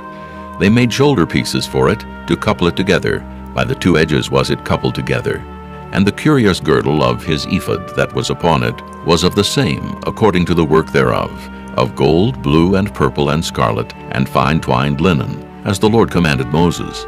And they wrought onyx stones enclosed in ouches of gold, graven as signets are graven, with the names of the children of Israel. And he put them on the shoulders of the ephod, that they should be stones for a memorial to the children of Israel, as the Lord commanded Moses. And he made the breastplate of cunning work, like the work of the ephod of gold, blue, and purple, and scarlet, and fine twined linen. It was 4 square. They made the breastplate double. A span was the length thereof, and a span the breadth thereof, being doubled. And they set in it 4 rows of stones. The first row was a sardius, a topaz, and a carbuncle. This was the first row. And the second row, an emerald, a sapphire, and a diamond. And the third row, a ligure, an agate, and an amethyst. And the fourth row, a beryl, an onyx, and a jasper. They were enclosed in ouches of gold in their enclosings. And the stones were according to the names of the children of Israel, 12, according to their names, like the engravings of a signet, every one with his name according to the 12 tribes. And they made upon the breastplate chains at the ends of wreathen work of pure gold.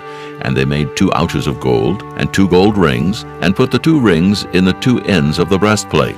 And they put the 2 wreathen chains of gold in the 2 rings on the ends of the breastplate. And the 2 ends of the 2 wreathen chains they fastened in the 2 ouches, and put them on the shoulder pieces of the ephod before it. And they made 2 rings of gold, and put them on the 2 ends of the breastplate, upon the border of it, which was on the side of the ephod inward.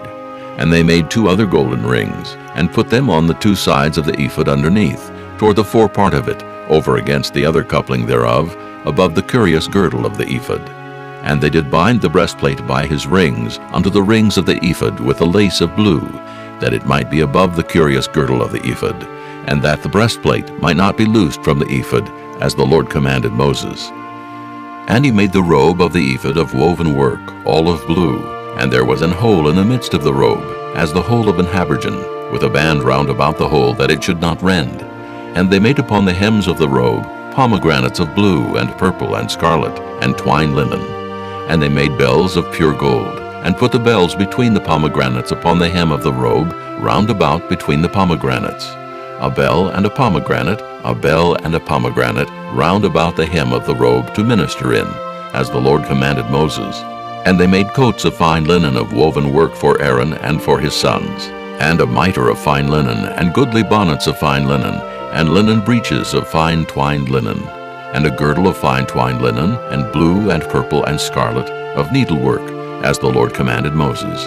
And they made the plate of the holy crown of pure gold, and wrote upon it a writing, like to the engravings of a signet, Holiness to the Lord. And they tied unto it a lace of blue to fasten it on high upon the mitre, as the Lord commanded Moses. Thus was all the work of the tabernacle of the tent of the congregation finished. And the children of Israel did according to all that the Lord commanded Moses, so did they. And they brought the tabernacle unto Moses, the tent and all his furniture, his tacks, his boards, his bars, and his pillars, and his sockets, and the covering of ram skins dyed red, and the covering of badger skins, and the veil of the covering, the ark of the testimony, and the staves thereof, and the mercy seat, the table and all the vessels thereof, and the showbread, the pure candlestick with the lamps thereof, even with the lamps to be set in order, and all the vessels thereof, and the oil for light, and the golden altar, and the anointing oil, and the sweet incense, and the hanging for the tabernacle door, the brazen altar, and his grate of brass, his staves, and all his vessels, the laver and his foot, the hangings of the court, his pillars, and his sockets, and the hanging for the court gate, his cords and his pins, and all the vessels of the service of the tabernacle for the tent of the congregation, the cloths of service to do service in the holy place, and the holy garments for Aaron the priest, and his sons' garments, to minister in the priest's office. According to all that the Lord commanded Moses, so the children of Israel made all the work. And Moses did look upon all the work, and behold, they had done it as the Lord had commanded. Even so had they done it, and Moses blessed them. Chapter 40. And the Lord spake unto Moses, saying, On the 1st day of the 1st month shalt thou set up the tabernacle of the tent of the congregation. And thou shalt put therein the ark of the testimony, and cover the ark with the veil. And thou shalt bring in the table, and set in order the things that are to be set in order upon it. And thou shalt bring in the candlestick, and light the lamps thereof. And thou shalt set the altar of gold for the incense before the ark of the testimony, and put the hanging of the door to the tabernacle. And thou shalt set the altar of the burnt offering before the door of the tabernacle of the tent of the congregation. And thou shalt set the laver between the tent of the congregation and the altar, and shalt put water therein. And thou shalt set up the court round about, and hang up the hanging at the court gate. And thou shalt take the anointing oil, and anoint the tabernacle, and all that is therein, and shalt hallow it, and all the vessels thereof, and it shall be holy. And thou shalt anoint the altar of the burnt offering, and all his vessels, and sanctify the altar, and it shall be an altar most holy. And thou shalt anoint the laver and his foot, and sanctify it. And thou shalt bring Aaron and his sons unto the door of the tabernacle of the congregation, and wash them with water. And thou shalt put upon Aaron the holy garments, and anoint him, and sanctify him, that he may minister unto me in the priest's office. And thou shalt bring his sons, and clothe them with coats. And thou shalt anoint them, as thou didst anoint their father, that they may minister unto me in the priest's office. For their anointing shall surely be an everlasting priesthood throughout their generations. Thus did Moses, according to all that the Lord commanded him, so did he. And it came to pass in the first month, in the second year, on the first day of the month, that the tabernacle was reared up. And Moses reared up the tabernacle, and fastened his sockets, and set up the boards thereof, and put in the bars thereof, and reared up his pillars. And he spread abroad the tent over the tabernacle, and put the covering of the tent above upon it, as the Lord commanded Moses. And he took and put the testimony into the ark, and set the staves on the ark, and put the mercy seat above upon the ark. And he brought the ark into the tabernacle, and set up the veil of the covering, and covered the ark of the testimony as the Lord commanded Moses. And he put the table in the tent of the congregation upon the side of the tabernacle northward, without the veil. And he set the bread in order upon it before the Lord, as the Lord had commanded Moses. And he put the candlestick in the tent of the congregation, over against the table, on the side of the tabernacle southward. And he lighted the lamps before the Lord, as the Lord commanded Moses. And he put the golden altar in the tent of the congregation before the veil, and he burnt sweet incense thereon, as the Lord commanded Moses. And he set up the hanging at the door of the tabernacle, and he put the altar of burnt offering by the door of the tabernacle of the tent of the congregation, and offered upon it the burnt offering and the meat offering, as the Lord commanded Moses. And he set the laver between the tent of the congregation and the altar, and put water there to wash withal. And Moses and Aaron and his sons washed their hands and their feet thereat. When they went into the tent of the congregation, and when they came near unto the altar, they washed as the Lord commanded Moses. And he reared up the court round about the tabernacle and the altar, and set up the hanging of the court gate. So Moses finished the work. Then a cloud covered the tent of the congregation, and the glory of the Lord filled the tabernacle. And Moses was not able to enter into the tent of the congregation, because the cloud abode thereon, and the glory of the Lord filled the tabernacle. And when the cloud was taken up from over the tabernacle, the children of Israel went onward in all their journeys. But if the cloud were not taken up, then they journeyed not till the day that it was taken up. For the cloud of the Lord was upon the tabernacle by day, and fire was on it by night, in the sight of all the house of Israel throughout all their journeys.